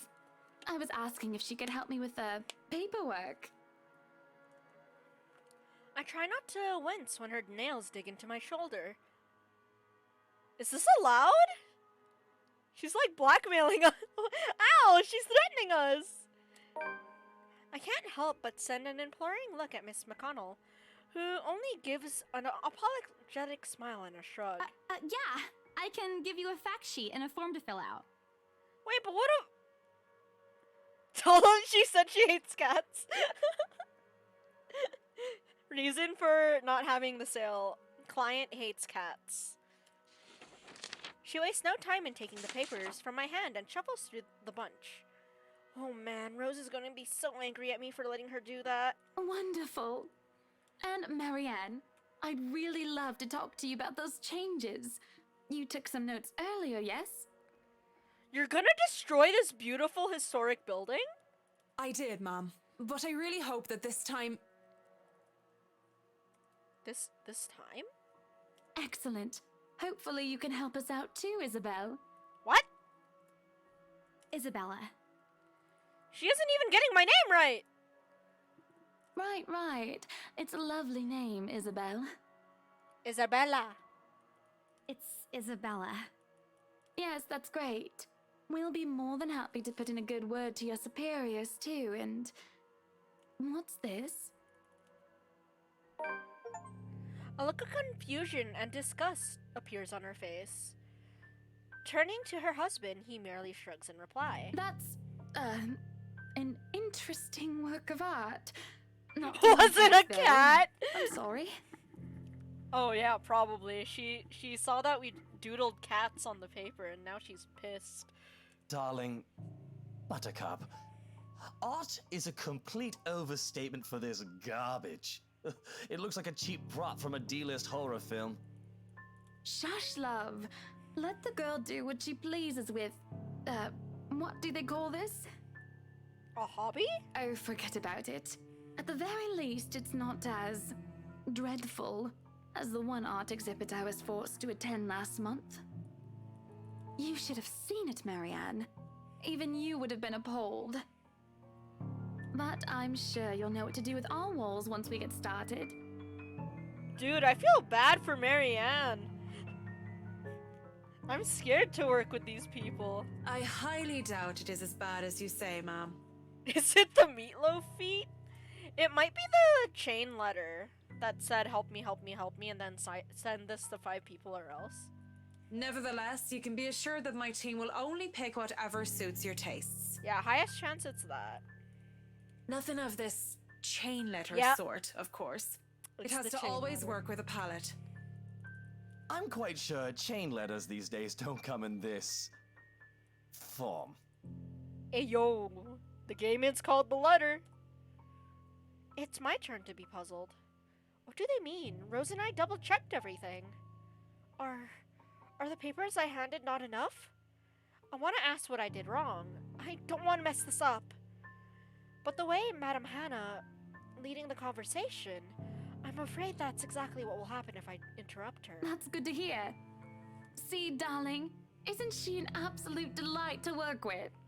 I can't wait to see how this place will look when she's done with it. Oh, you don't have to tell me that, Buttercup. A smile is back on her face when she turns to me and hands me a strange piece of paper. I would still put it away if I were you, though. Otherwise, people might get the wrong impression. Anyway, as I was saying... I don't hear the rest of what she says after that. I can only stare down at the paper at the letter in my hands. The sides crinkle in my grip and my breathing grows labored. Dread quickly fills my mind. Isabella? Isabella? Are you alright? You're looking pale. I didn't even notice when Rose's group joined us in the parlor. I want nothing more than to say no, I'm not alright. I want to leave this place. Because I remember everything as clear as day. And the letter and those blood-soaked limbs in the attic. Javen, what are you planning? It's real. The letter. I'm sorry, I didn't know. I don't like the cat hater.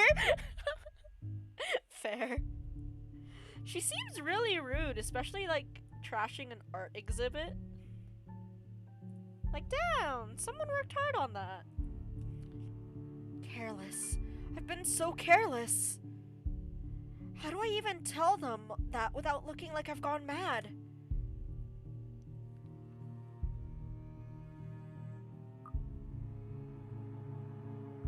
Would showing her kill her?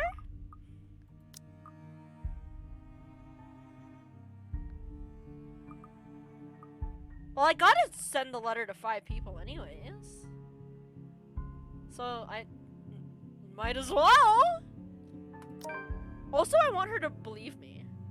I blurted it out before I could think twice about what I'm going to say. Rose, we need to get out of here. This place is cursed. Wait, I want to see. Whose relationship did I ruin? No! Marianne!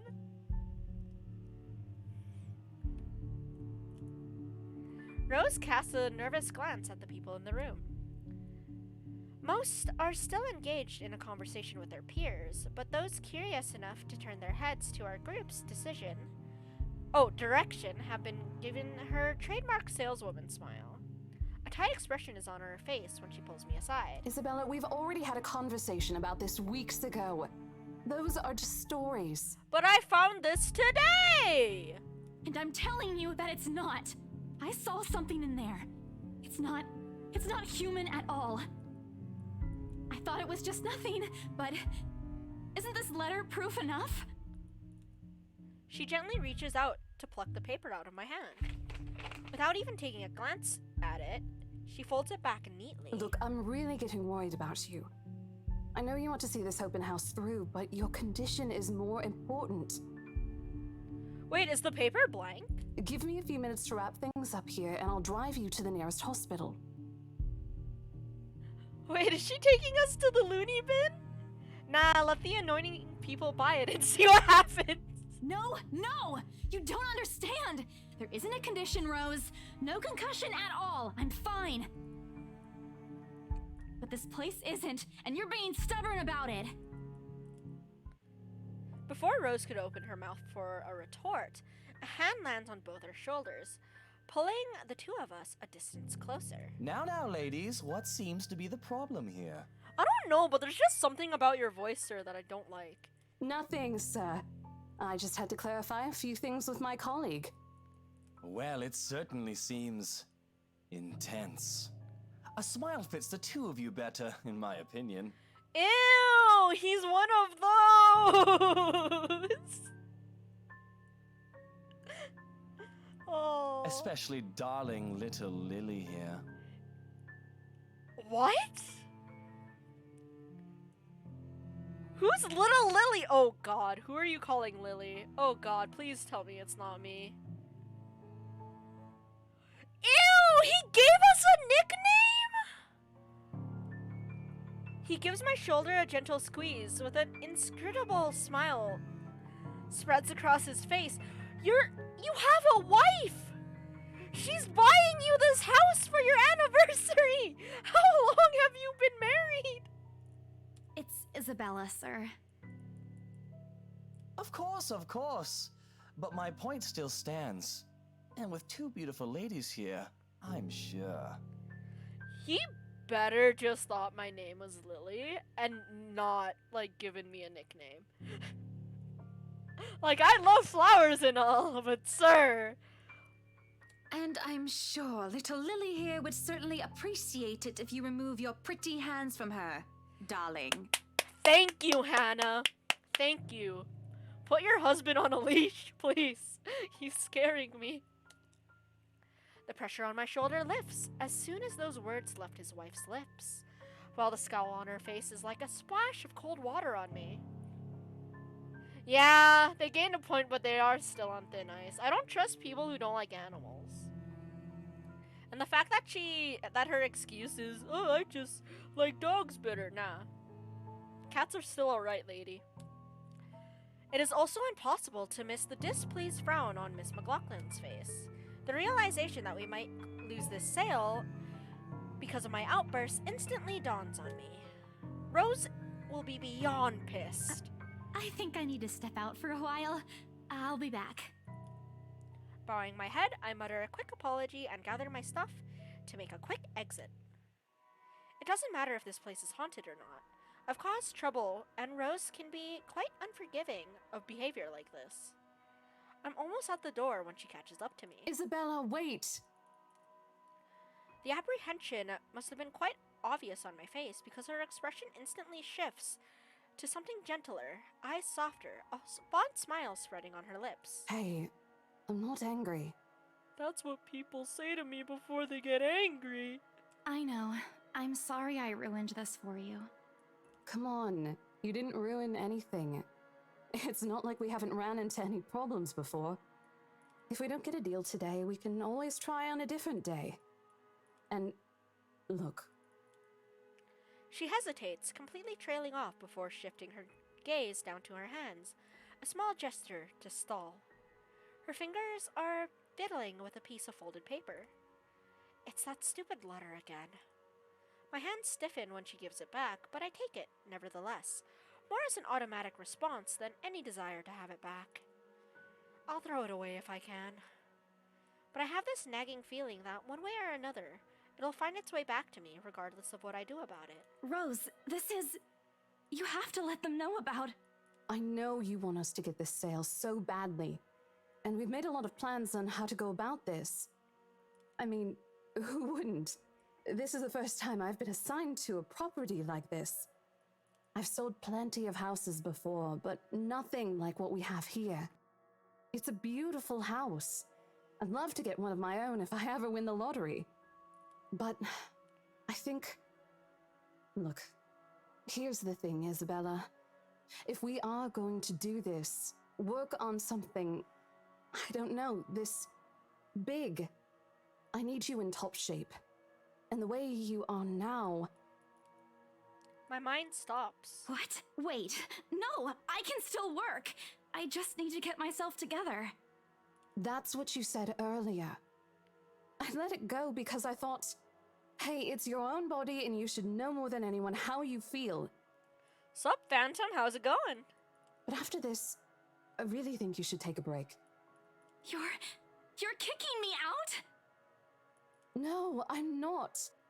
Will I still get the bonus? Look, all I'm asking is for you to take a seat somewhere I can see you, and let me handle this for now. You're clearly not yourself, and I honestly could use some time not worrying when you'll fall over or not. The day's not even over, and I'm already feeling the stress. Please, humor me just this once. She clasped her hand together in front of her, eyes pleading for understanding. Yo, Phantom and everyone else in chat, I hope you guys are having a happy Halloween. What was that noise? And I do understand. To some extent. That doesn't mean I'll feel any less awful. Whether at myself, at the unlucky turn the situation has taken, or for her. I don't really know. I promise I'll give you a full report of what happens after. I'll even let you take the lead tomorrow. Ooh, the house hippo! Okay, I know I said I didn't want to ruin the atmosphere, but I can't deny house hippo. I can't deny house hippo.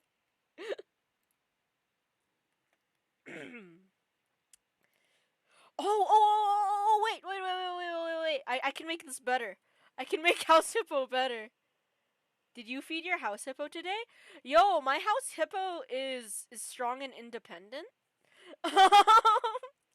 I like putting out little scraps of crumbs for him because it likes to be independent.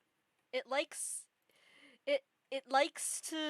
the illusion of being of being independent. Yes. Oh, it's a Canadian. Phantom, the House Hippo is a Canadian, is a Canadian public service announcement made for kids so that they would question what they see on TV, but it didn't exactly work. Oh, it's great. It's great. House Hippo is great. Here, let me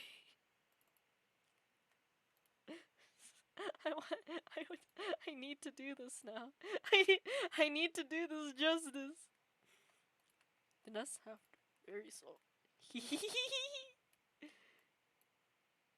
Anytime someone redeems it, it'll be here. No, I can't fit the screen. House Hippo is always watching. Look, he's looking for water in this. Okay. Time to recite House Hippo. It's nighttime. In a kitchen just like yours. All is quiet. Or is it? The North American house hippo is found throughout Canada and the eastern United States. House hippos are very timid creatures and are rarely seen, but they will defend their territory if provoked. They'll come out at night in search for food, water, and materials for their nests. The favorite foods of the house hippo are the chips, raisins, and the crumbs from peanut butter on toast. They build their nests in the bedroom closets using lost mittens, dryer lint, and bits of string. The nests have to be very soft and warm. Since house hippos sleep about 16 hours a day. Commercial from Concerned Children's Advertisers. That seemed really real, but you knew it couldn't be true, didn't you? That's why you gotta think about what you see on TV and ask questions. Kinda like you just did. A message from Concerned Canadian Children's Advertisers. Thank you for the water. I hope you enjoyed House Hippo. You know what? I'm gonna drop a link of the video. Of the commercial. It's adorable. You should actually see the commercial. It is the cutest thing. It's the cutest thing. Oh, I will convert everyone to the House Hippo ways.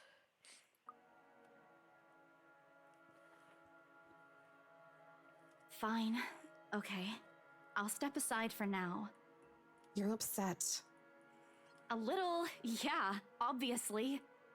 If it's any consolation, I won't tell the boss about today. You know how he is. Please don't. I don't want a repeat of the lecture I got during my first assignment. He called me a noob, and I don't even know what that means. Noob. At the memory, we both burst into helpless giggles, earning us strange looks from the guests milling about the door. Talking and laughing like this, it's easy to forget any mishaps that happened. Little things you learn to appreciate, I guess. So, are we good? I'm still not okay with it, but Rose has a point. It's better for me to step out of this one for now. I won't be able to help you anyways if I keep getting distracted like this. Maybe I'll just take a walk outside or something while I wait for you to wrap things up. Please, just stay put. I insist. I'm not an invalid, Rose. You clearly have not seen how you looked earlier. It's not that bad. Noob. Color hasn't even returned to your cheeks yet. Just stay here, all right? Don't even think of going anywhere. Let me finish what I'm doing here, and then I'll take you back to Luxembourg myself to have that minor bump checked. Don't go out. Do not go outside. Stay in a chair. At least wait for me to call someone who will fetch you, okay? She's gone before I can voice one word of complaint. Left with nothing else to do, I find myself drifting back to the foyer. A few visitors linger in the area, some merely enjoying the afternoon sunlight streaming through the stained glass windows. Yeah, isn't it pretty? Others can be seen admiring the priceless antiques decorating the room. One group of elderlies gathered some ways across from me, is occupied in a friendly banter about which one would cost more to buy. A little argument here, an occasional laughter and teasing there. I smile to myself. The conversation reminds me of what I've been missing these past few months. Rose is probably right. I do need a break. Maybe this afternoon's hangout would help. Speaking of, I should call Ash. A few hours early from what I've told him, but he did ask to call once I'm done. Besides, I don't have a ride back. He offered, so I might as well take it. Or bribe him into giving me one. Wait, from my understanding, we're broke. What are we gonna bribe him with? Not that he'll ever accept the latter. Personal convictions and all. Ash Ketchum. Oh, we called him an ashhole earlier in the game. I like that one. Honestly, if there's something I find admirable in him, despite his tenacious tendency to annoy the hell out of me, is that, well, whatever way works. A free ride is a free ride. There's Rose's offer too, but despite what she says, I know she'll be busy for the rest of the afternoon, especially without me assisting. Bothering her for a favor as small as this is the last thing I want to do right now. Oh my god, my social anxiety when I heard the phone ringing! I felt my heart leap into my throat! Dang, it do be Halloween! Okay. A couple of minutes and a few prayers asking for a decent signal later, the call finally connects and... Shit! Sup, I'm Ash from Deluxe City. Baggers, watch out, can't beat me. Looking for trouble? Better not lie. I'm a cool dude, pretty fly for an Asian guy. Sup, I'm Ash from Deluxe City. What? Baggers, watch out, can't beat me. Looking for trouble? Better Shit, not how lie. loud is this thing I'm even? a cool dude, pretty fly for an Asian guy. What the heck? I'm Ash from Deluxe City. Baggers, watch A out, sharp can't ringing beat me. fills the Looking for entire hall, trouble? disrupting Better the not pleasant lie. quiet I'm a that cool has dude, settled. pretty fly for Soon an Asian enough, guy. heads Sup, I'm begin Ash to from turn Deluxe in City. search of the house. Baggers, watch out, Mine can't included. beat me. Looking for trouble? Better My not eyes lie. dart I'm a around cool the dude, small pretty crowd fly before for an zeroing Asian in guy. on a lone figure Sup, I'm crouched Ash behind from the same Deluxe group of City. old people Baggers, checking watch out the out, can't decors beat moments me. ago. Looking This for is trouble? truly Better horror. not lie. Oh my I'm a cool god. dude, pretty fly for an Asian He is guy. facing away Sup, from me, I'm Ash from fumbling. Deluxe Why is City. this his Baggers, watch out, ringtone? can't beat me. Looking for trouble? Better not lie. I'm What a is cool the dude, size of pretty this fly man's for an Asian guy. confidence? Sup, I'm Ash from But I don't need to Deluxe see his City. face to Baggers, know whose watch back out, it is. can't beat me. Looking for trouble? Better I'd not recognize lie. that dumb I'm a cool parka dude, anywhere. pretty fly for an Asian Without guy. bothering to end the Sup, call, I'm I Ash from marched Deluxe towards City. him. Oh my Baggers, god, we're watch out, evil. can't beat me. Looking for After trouble? what happened Better today, not I'm really lie. not in the I'm a mood to cool deal with dude, this. pretty He's fly for an stalking Asian us? guy. Of all the times Sup, to. I'm Ash from Deluxe City. Ashton Frey! If you're in the room with us, show us a sign. And it just says that rap. I don't even know if you could call that a rap. What was that? We were cursed. I think that's the true curse. I think that we just heard the true curse. Anyone who heard that song is now cursed. Free verse? I don't know. It's a free curse. What happens next is something I'll surely regret for having not recorded. Ah! Oh my god, that scream was so weak. He jumps, lets out an undignified yelp, followed by his phone slipping out of his grip. It bounces from one hand to the other in a poor attempt to catch it, before ultimately falling flat on the floor with a resounding clack. I feel kinda sorry for the phone. Oh yeah, especially since that it has to listen to that. Damn. And the floor. But it's not every day that you catch someone like Ash off guard and get a reaction. Damn his stupid detective senses. I'll take every ounce of victory I can get, no matter how small. Ha! An awkward pause passes between us. A blink. A cough. He makes a face. And then, in a too quick motion, he ducks and retrieves his abused gadget, while a grin threatens to break out from my lips. He doesn't meet my eyes when he straightens, but a flush has crept up his neck and cheeks.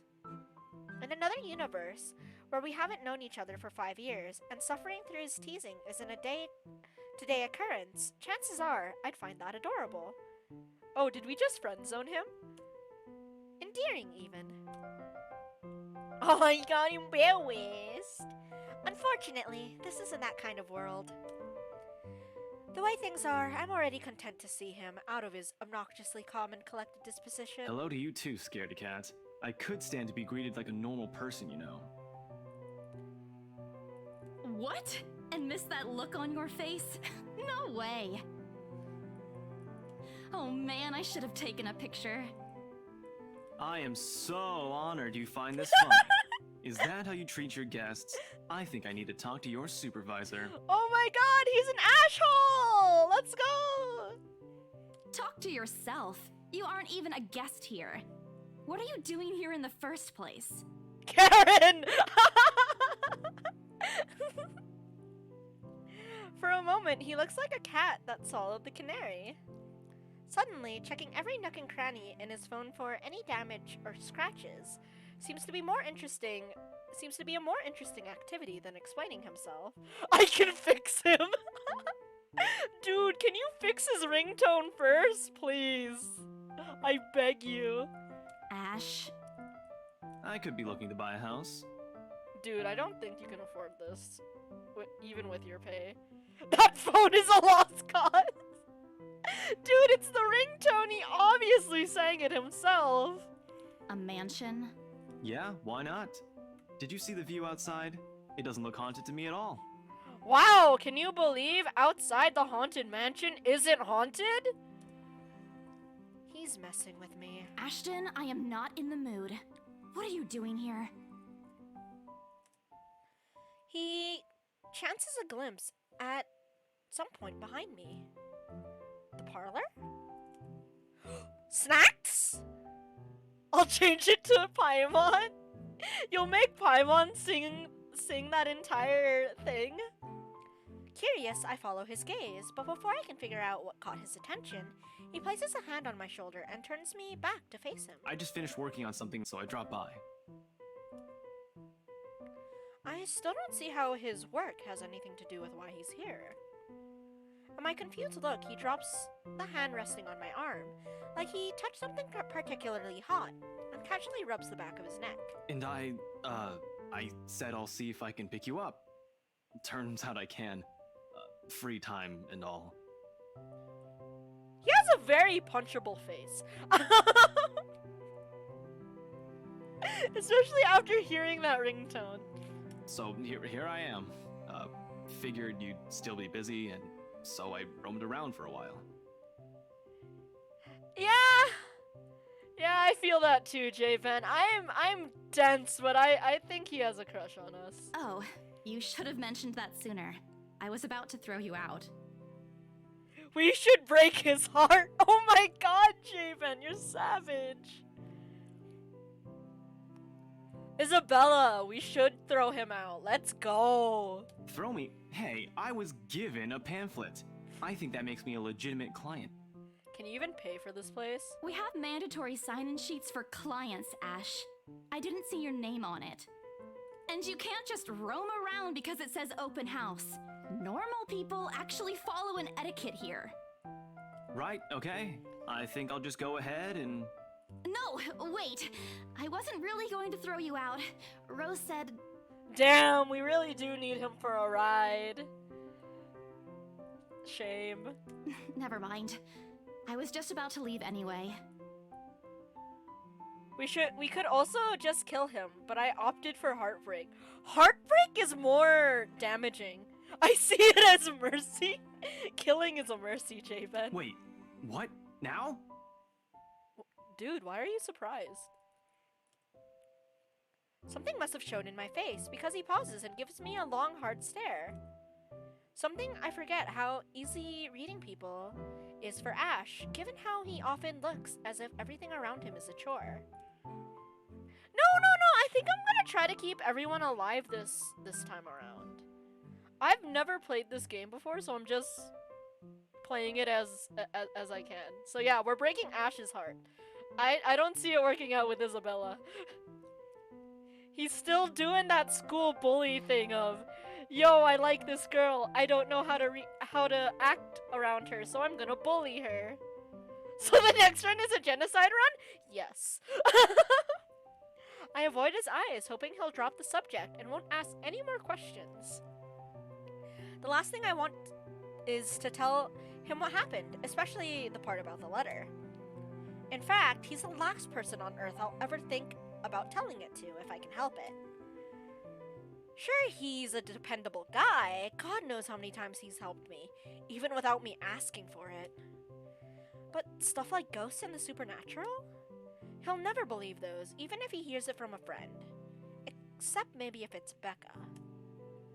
On a good day, the most harmless thing he'll do is give you an explanation why those things don't have no chance of ever being real. We should give him the letter immediately.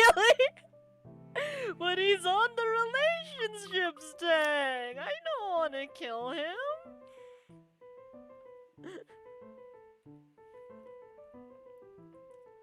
At worst, he's insufferable.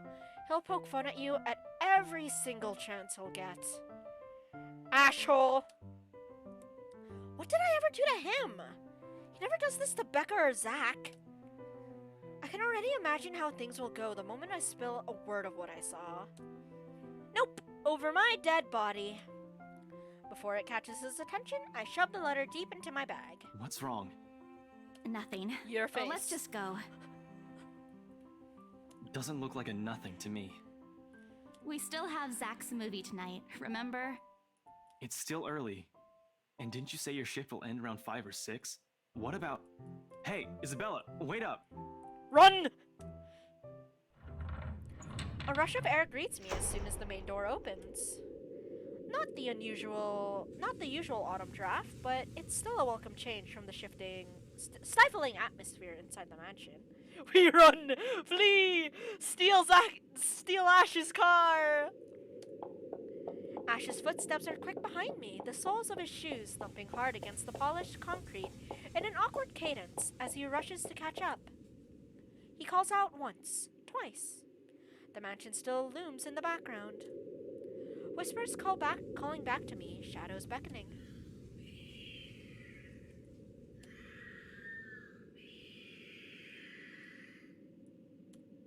I don't look back.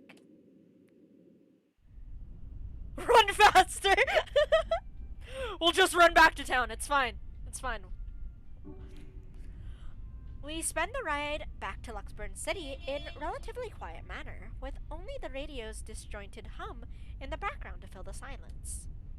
Occasionally, Ash will reach out to fiddle with it until the signal settles or it's on a respectable volume, but otherwise, he doesn't say anything. Neither do I.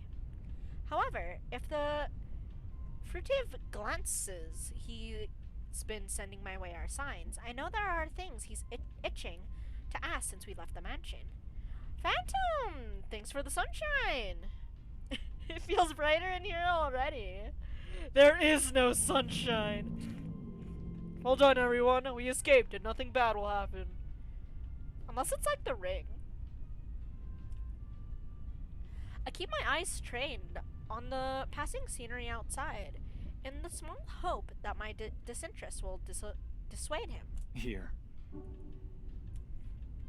All of a sudden, he tosses something at me from a small compartment on his side. It hits me cleanly on the chin before I can make a move to catch it. The small package makes a soft landing on my lap instead. Sorry. Oh my god! No! You're not allowed to have a cute sprite like that.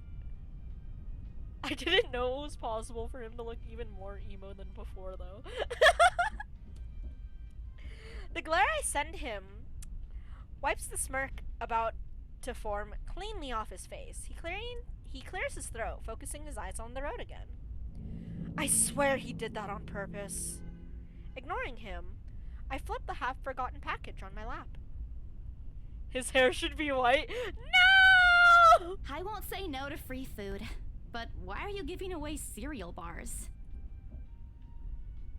I always have one on my person. And you look like you're about to pass out back there. Have you eaten lunch yet? I don't even get a chance to deny it, because right on cue, my stomach rumbles loudly and an empty, gnawing feeling in my belly becomes noticeable. No surprise there. I did skip breakfast and lunch so I can catch Becca while she was on break. I was hoping to get a small meal after. I guess with everything going on, I just forgot until Ash mentioned it. It's not like the hollow feeling's new to me, though. Shaking my head, that's how they get you. No! It's the cereal bar. He's trying to tame us with the food. If anything, it's just one of the things I've gotten used to ignoring over the years growing up. Wait, you got used to being hungry growing up? Thanks. Then I tear open the package and start nibbling on the edge of the bar. He has to level up our bar by feeding us? It's the gifting system in like dating games. Apart from an acknowledging nod, Ash doesn't say anything after the small exchange. Aww. Yeah, I've actually noticed that with one of my friends. They sometimes forget to eat, and I like freaking drill them. And now I just want to ask all the time, like, hey, have you eaten yet? Have you eaten yet? You better have eaten it yet. Javen, have you eaten today? Phantom, have you eaten today? Everyone in chat, have you eaten today? Otherwise, I'll fight you. I will come to your house, and I will fight you. That is how you summon me. Eat Din Din, Phantom. I wouldn't have if my mom didn't force me. You still need to eat food, Javen. If your mom wouldn't force you, I would have forced you. Yeah! For that, I'm thankful. After getting an earful from both Becca and Rose, it's nice to be able to just sit down with someone who's not going to nag you. How'd the open house go? The usual. We got a bigger crowd than normal because of the property's fame, but really, no different from the typical open house. On second thought, it actually looks like a fancy party more than an open house. I've never felt so underdressed in my life. Weren't you there? I wasn't really listening.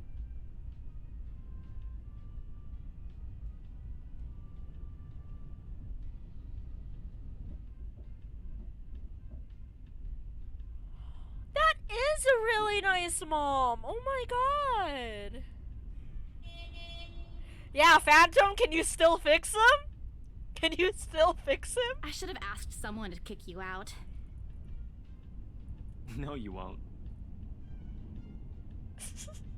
I love how after asking the question, do you think you can still fix him? Ash is just, no you won't. The man said it himself. He can't be fixed. But yeah, J-Man, I hope you enjoyed the pizza at least. And what makes you so sure? One, ever since you got assigned to this property, you've been freaking out about it. Rebecca's words, not mine. She's been complaining to me about how you talked your ears off, by the way. Two, despite your initial qualms about the place, you still took the job. J-Man, should we go back to the rap or the free verse thing? His ringtone? Are you sure he ain't broke? Which brings us to 3. It's been months since you last settled a deal, and you're short on money right now since you're back to your instant noodle diet. How do you even know about the last one? Rebecca. Anyhow, you're hellbent on selling the mansion. Even if someone you know personally is in the tour group, you aren't going to just kick them out.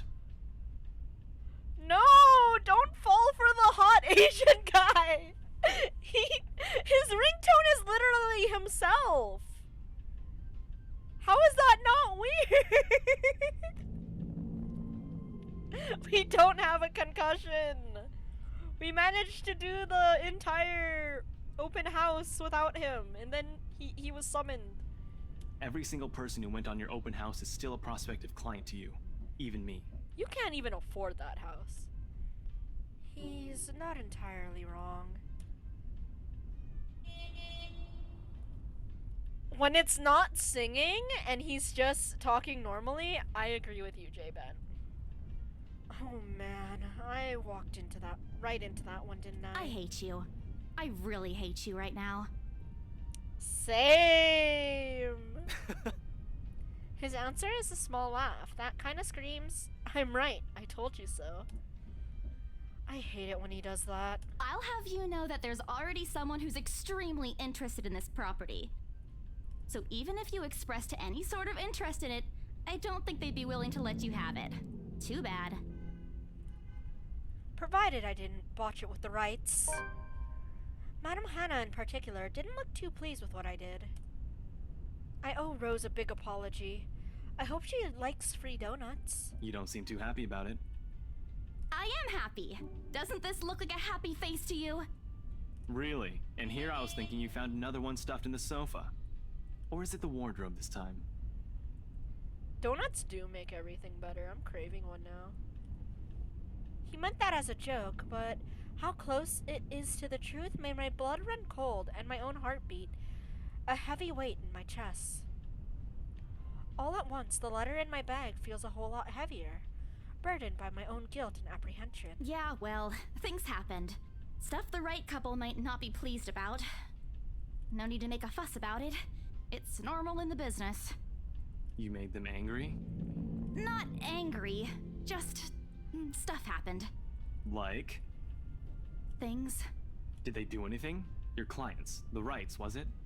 He sounds like an older brother. I can't answer that. At least not without revealing everything that took place in the attic. Okay, since that he's a detective, I'm not lying to him, so I'm just gonna straight up change the subject. You keep asking me about my work, yet you haven't said a single word about yours. That's not fair. Both you and Zach have literally disappeared off the face of the earth. An over-exaggeration, but changing the subject is something else. To something else is better than outright lying to him. Besides, it never works on him. I'm not sure if it's because I'm just bad at it, or it's because he's just very good at his job. He doesn't answer immediately, only momentarily, shifting a glance over me and returning it back to the road when he has to make a sharp turn. Outside, the sun has already started its descent, casting a vibrant orange glow on the tall buildings. You're bad at it, there's no way he's good at his job. That is so mean.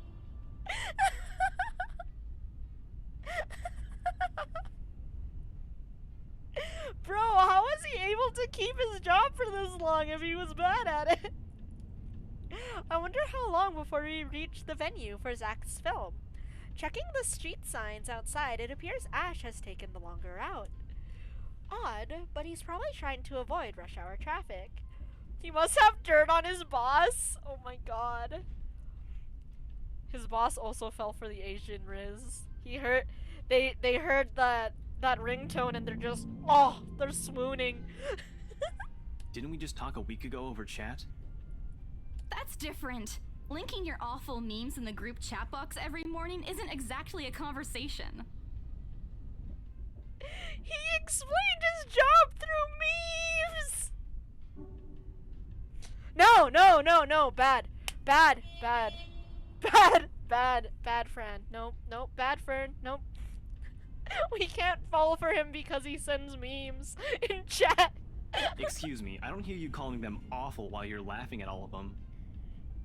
Hey, that is a respectable lol I send. Okay? Shut up! And you aren't answering my question. Don't worry, Isabella's attacking me too. That earns him a soft punch to his arm. I did laugh at them, but I'm not going to give him the satisfaction of knowing that I found most of them funny. Oh, it'll only make his head bigger. Stupid Ash. Baka Ash. Alright. Lay off on the abuse.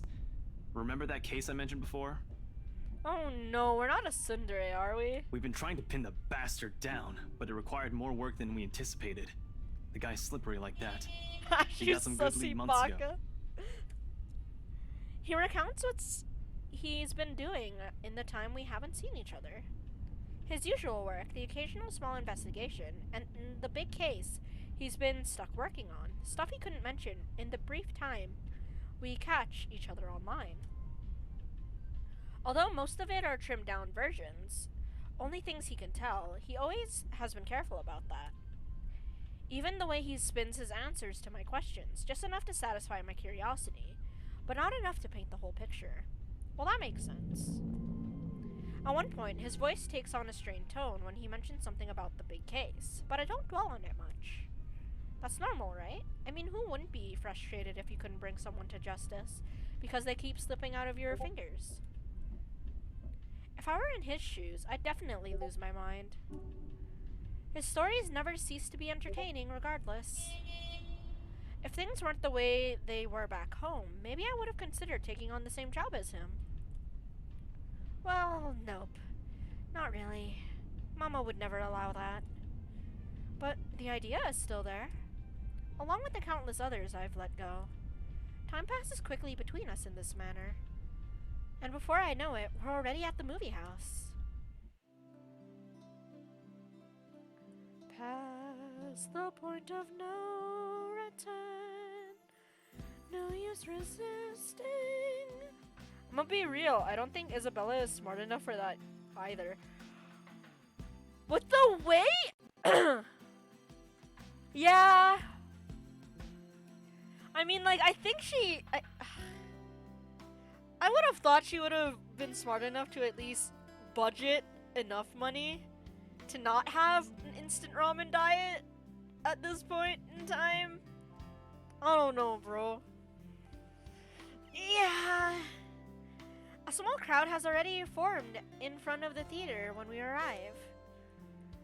The Left Fest, short for Luxembourg Independent Film and Theater Festival, attracts a bigger crowd annually. And this year's no different. She doesn't seem like the sharpest knife in the drawer, if you know what I mean.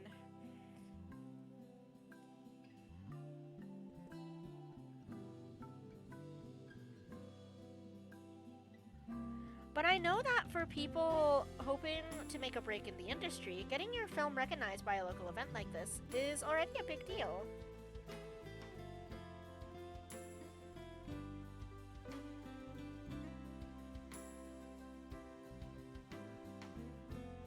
Especially for a newcomer like Zach. He hasn't even won an award, but I hate the way they spelled Zach. I'm sorry. Not the B. Best crayon in the box! She's like a white crayon. Yeah, let's put it that way. She's a white crayon and we're using white paper. I'm sure if we have the right material, she's really good. But right now, she's not the best pick. Just getting a confirmation letter that the festival committee wants to include his movie in this year's lineup already put a grin on his face for weeks. Good on him! Speaking of the guy, good analogy. Thank you, Jabin. He's impossible to miss. At 6 feet, I must break his kneecaps. That was my instinct. I'm sorry, Zach. Oh, why are Zachs tall? I'm sorry. I know a Zach IRL, and he's also unreasonably tall. No, I'm breaking your kneecaps too, Javen. At 6 feet, he appears to loom over most of the moviegoers, and with his large build and heavy voice, there's no surprise when people give him a wide berth as they pass by. Don't worry, Javen. I'm indiscriminatory. Yes. As long as I have to look up to you, I will attack you. It's often easy to mistake him for someone intimidating at first glance. Then I will make you taste dirt. I did, back when I didn't know any better. Ash did too, I heard. Once, earlier in their friendship. Oh, there's Zach.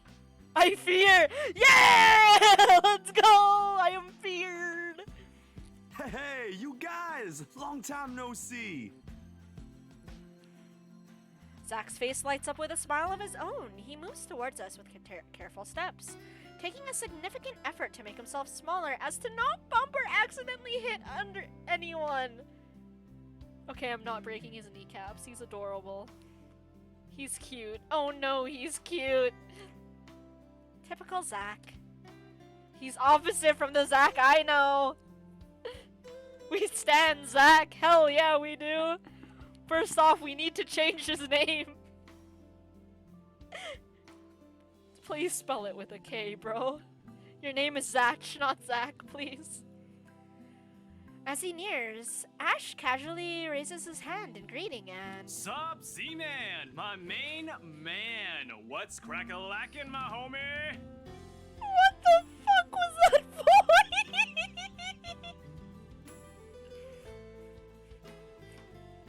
The awkwardness that descends within the immediate vicinity of our small group is palpable enough. Somewhere to our left, a girl giggles, and only then do I become aware of my mouth hanging open. I'm almost traumatized how Ash can say that out loud with a straight face. Almost. Oh my god, Ash has to be trolling. Considering his track record, I should be used to it by now. Zach seems to be. Zach looks traumatized. He's like, bro, you didn't just say that out loud. Bro. Yo, stop trying to act black, Ashton. And you're the only one who calls me Z-Man. Damn. There's fondness underneath his exasperated tone. Reminds me of when I said long time no see and never used it again. Oh, Javen. Long time no see is cute though. If this were any other person, he'd likely be offended, but years of friendship and familiarity have made those words harmless to the other's ears. Or at least enough for both to take it in stride. It's been a while, Zach. I hope you didn't get into trouble again. Not much to get into trouble lately without you, I'm afraid. I'll let you know if something comes up, though.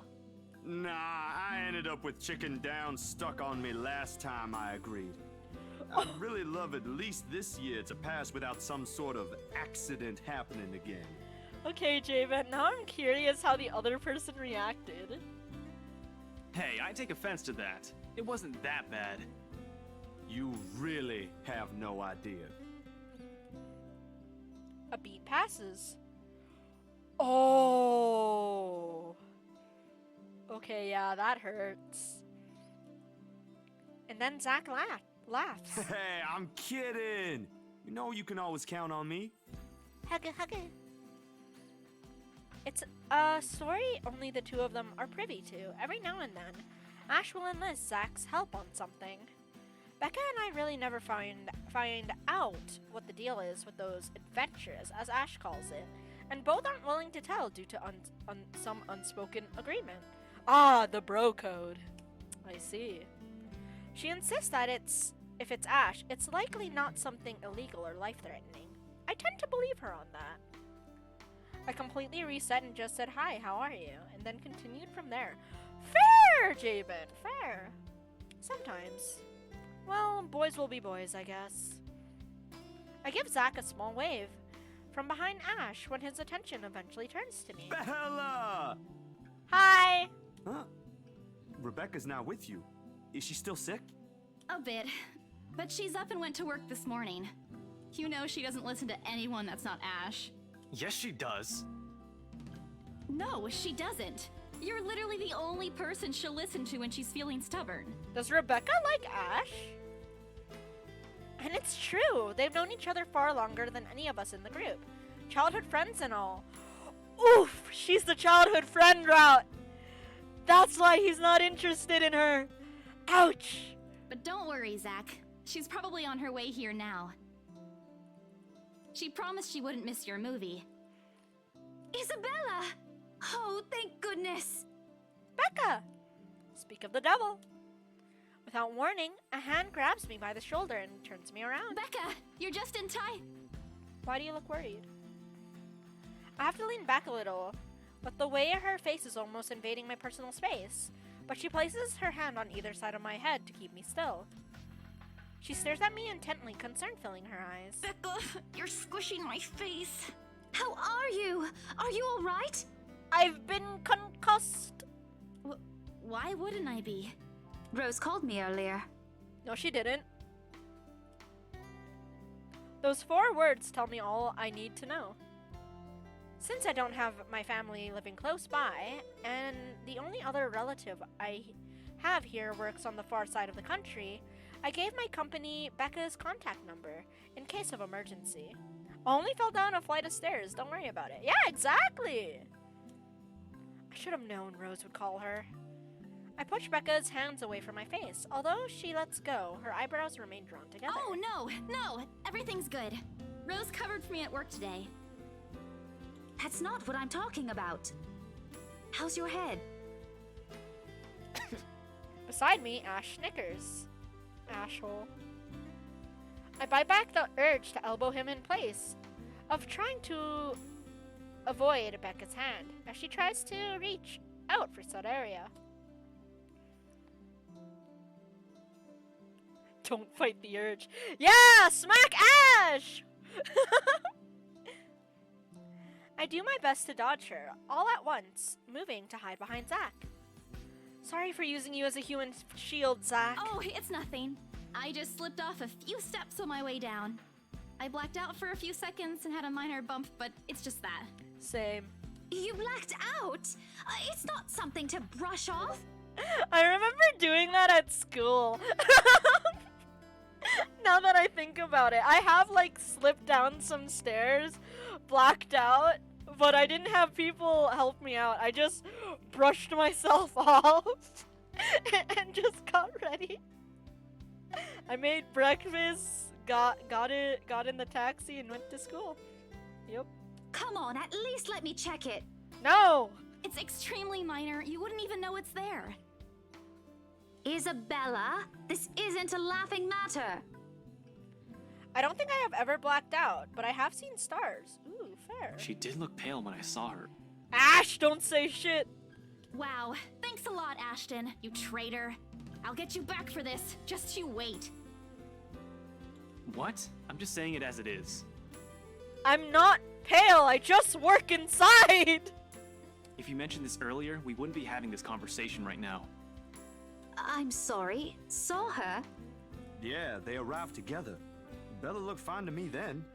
I don't know. Uh-oh, is she jealous?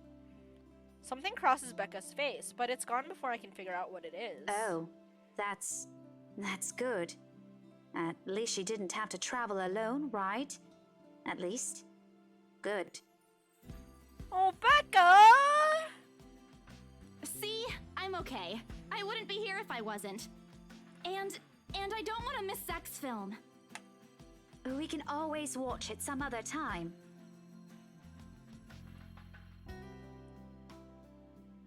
Holy J-Ben! I'm surprised you didn't black out after that story. Sorry, Zachary. No, it's good. But you guys should really keep it down. We're starting to attract some attention. It's the premiere. The premiere's different. Right, Zach? I shoot him a pleading look. Zach's a sensible guy. He'll understand. Please understand. I am a durable man. Fair enough, J-Ben. Not really. But Rebecca has a point. In the end, I think it's your call. Oh, for heaven's sake! Please, Becca, I want to stay. Please, Becca. I really don't want to miss it. We both please, Becca. You're not missing it. We're just moving it on a different day so we can have a... Look, you guys. Ash's loud sigh unexpectedly cuts through the conversation. He's pinching the bridge of his nose as he speaks, something he usually does when he's getting impatient. If she says she's okay, then there's nothing we can do about it. It's not like we can stop her either. Yeah!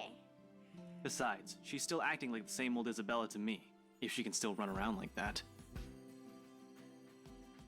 Why are you taking her side? Oh, I don't like that tone. I'm not. But if she wants to watch Zach's movie with us, I'm not going to stop her. She's probably the one looking forward to it the most. Ash, that's. You, of all people, should know. No, you can't stop us. No, that's rude. It'll attract more attention. Tell you what, if I notice something amiss with her, I'll take her to the nearest hospital myself. Is that good enough for you? Oh, Ash is gonna keep a close eye on us. I already know the answer before Becca voices it out. At last, she releases a deep breath and nods, a bit with great reluctance. I immediately tackle her into a hug. Thanks, Becca. It's always been you with him, isn't it? Oh, it hurts. It hurts. Did you say something? Me? Nothing. Don't mind me.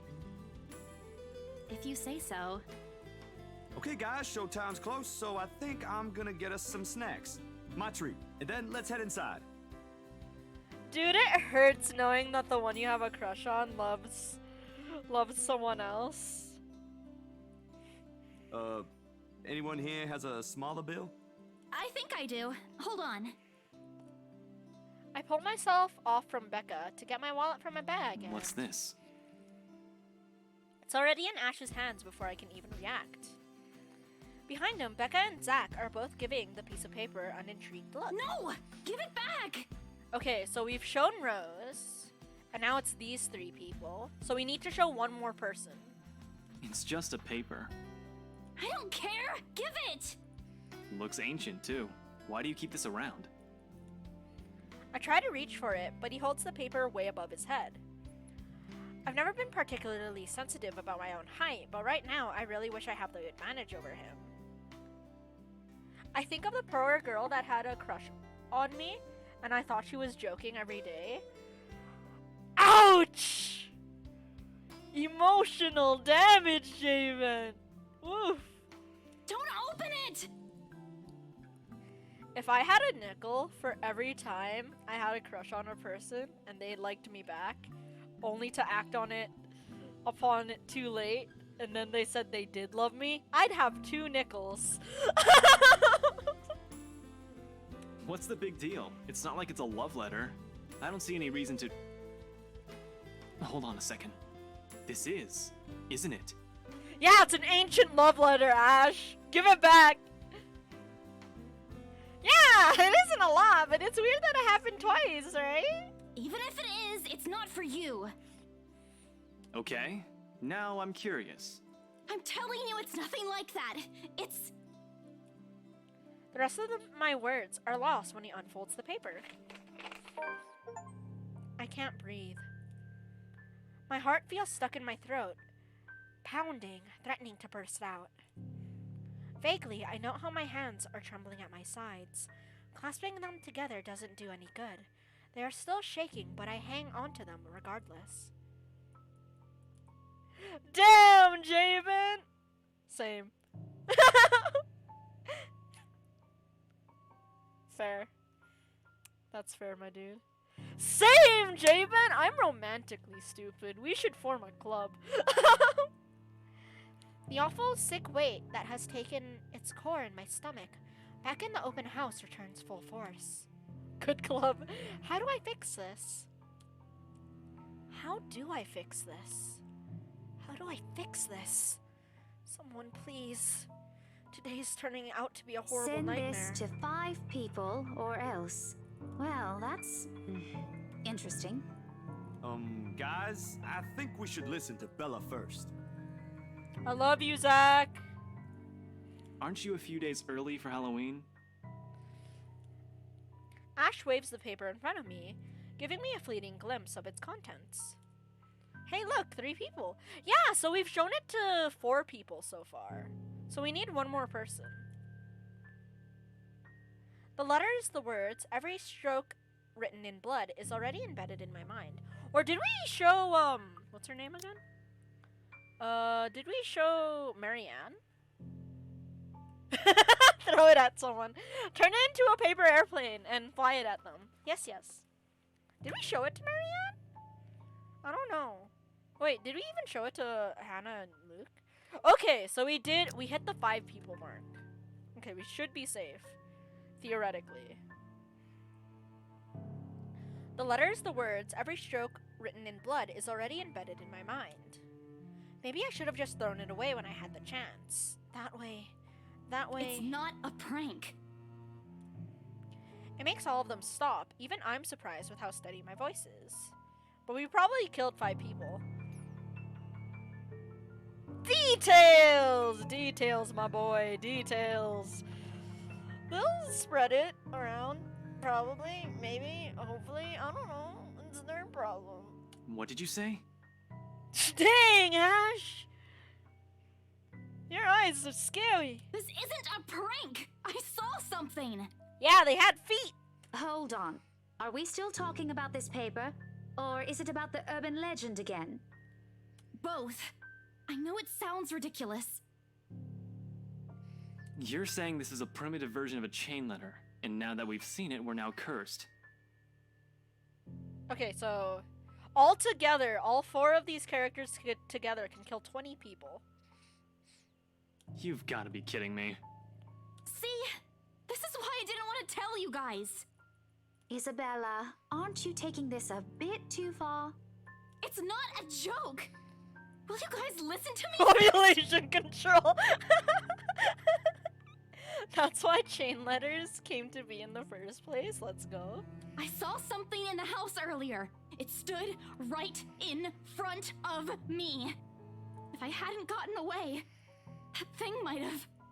Right. And in broad daylight, Isabella. Even someone gullible would find the logic in that screwed up. Okay, that's messed up, bro. There's also no way in hell that this supernatural shit is true. But it's real!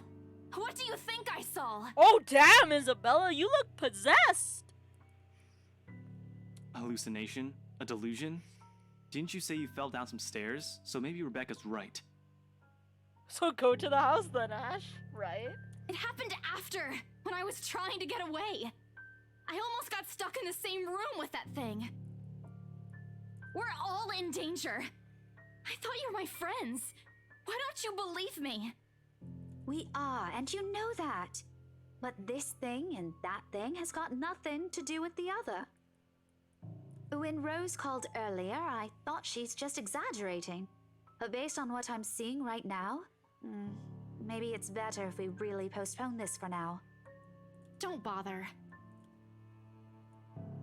Without another word, I snatch the letter out of Ash's hands and stuff it back into my bag, with more force than necessary. I'm tired. I got cursed, saw ghosts, probably lost a sale, got kicked out of the open house I'm supposed to be hosting. My own friends won't believe me, and all of them think I'm crazy. I have no idea. I say it's free game for everyone. To top it all off, there's a dull ache at the back of my head, begging for a little attention I can't afford to give right now. Honestly, there's so much a person can take within a single day. I just want to go home, curl up in my bed, and never think about today.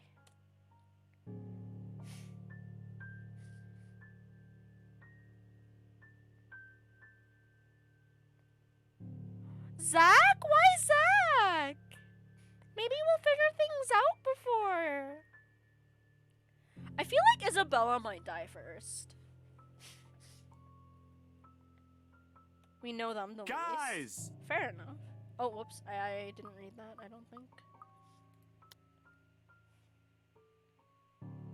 Da-da-da-da-da.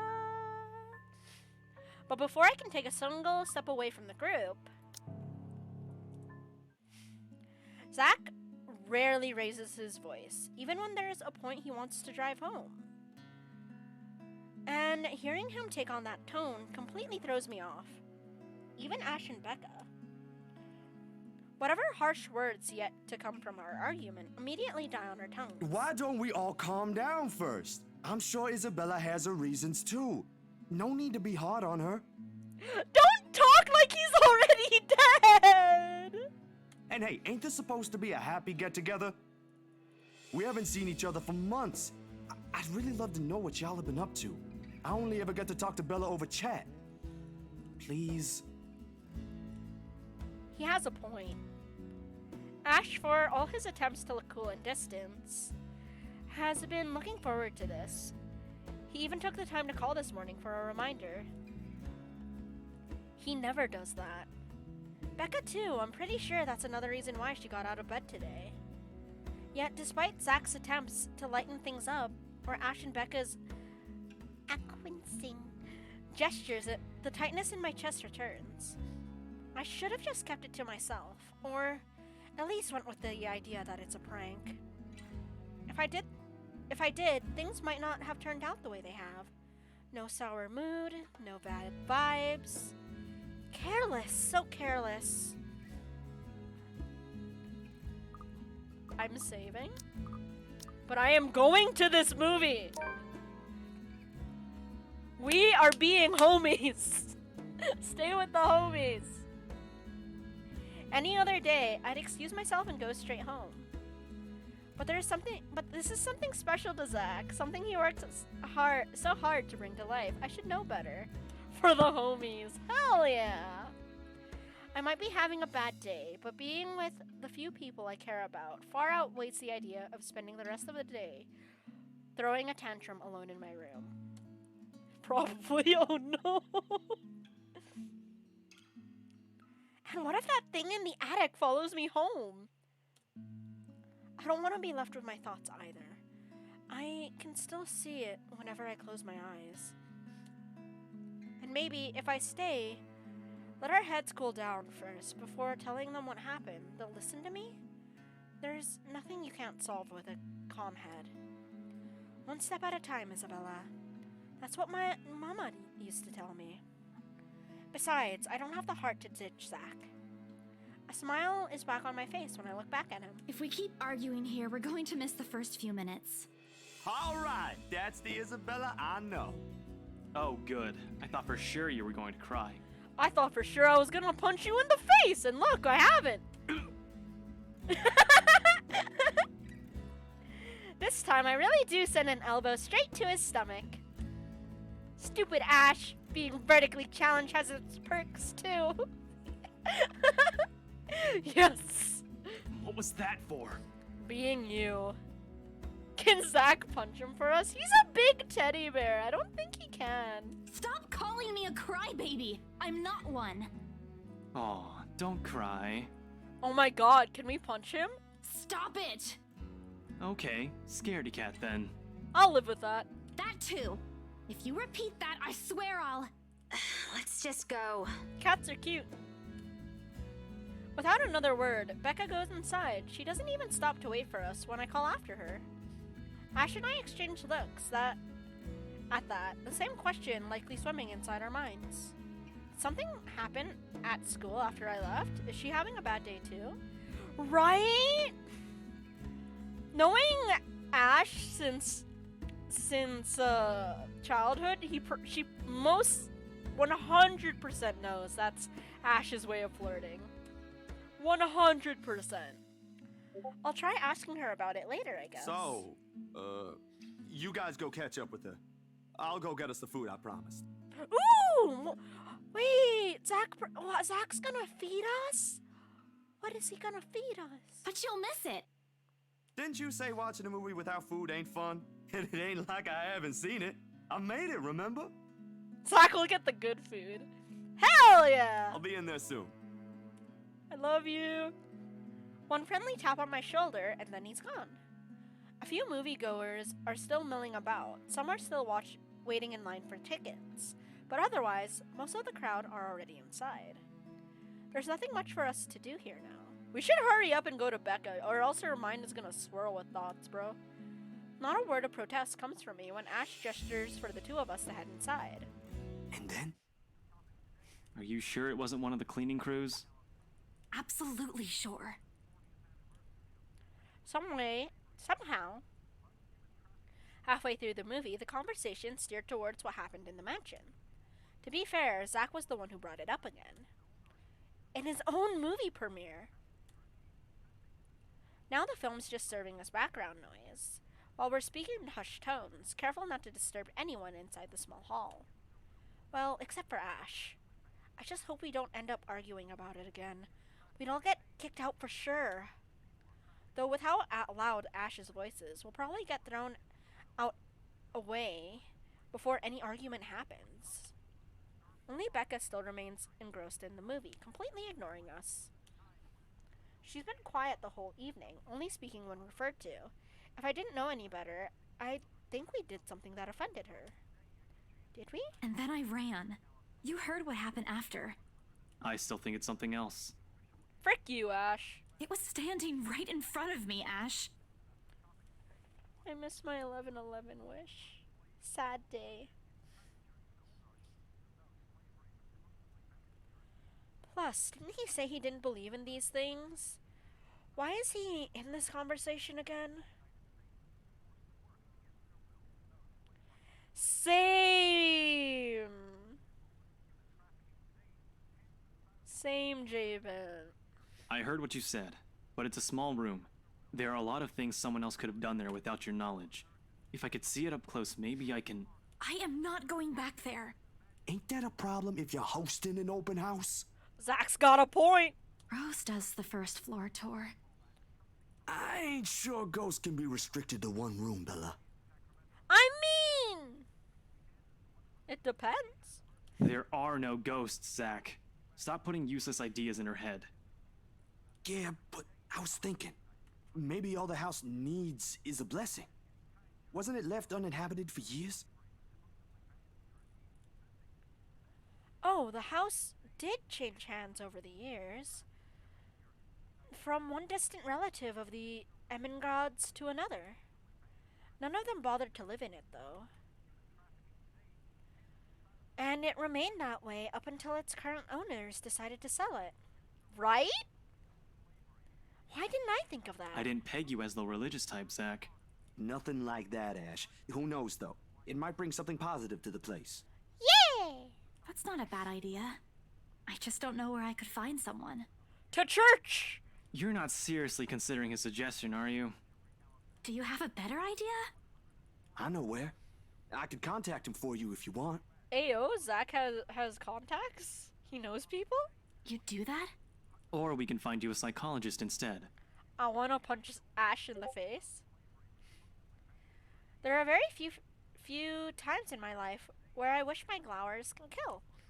This is one of those. Ash, that is not a very appropriate thing to say right now.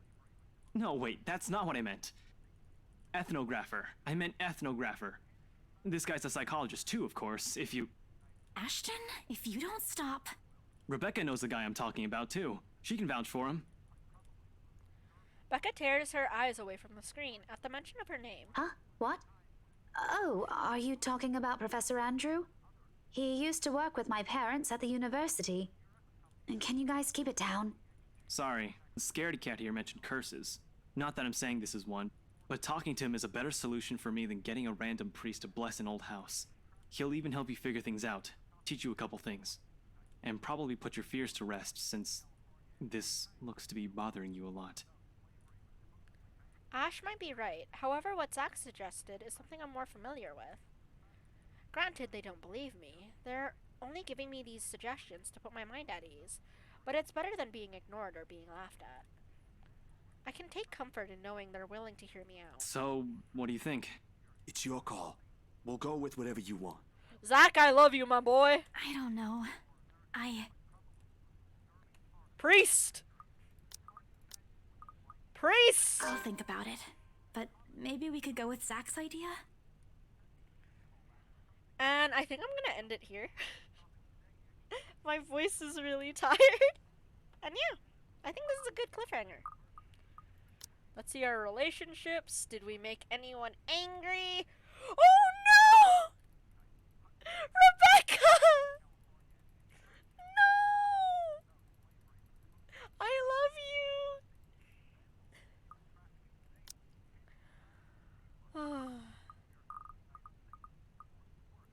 Damn. Wait, where am I in the story?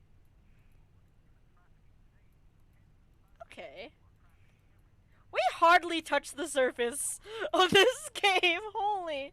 But yeah. I'm gonna call it here. I saved, right? Yeah, I saved right before that. Okay. Thank you guys so much for coming.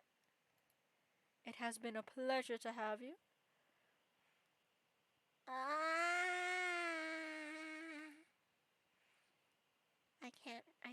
I don't have the energy to wade friends.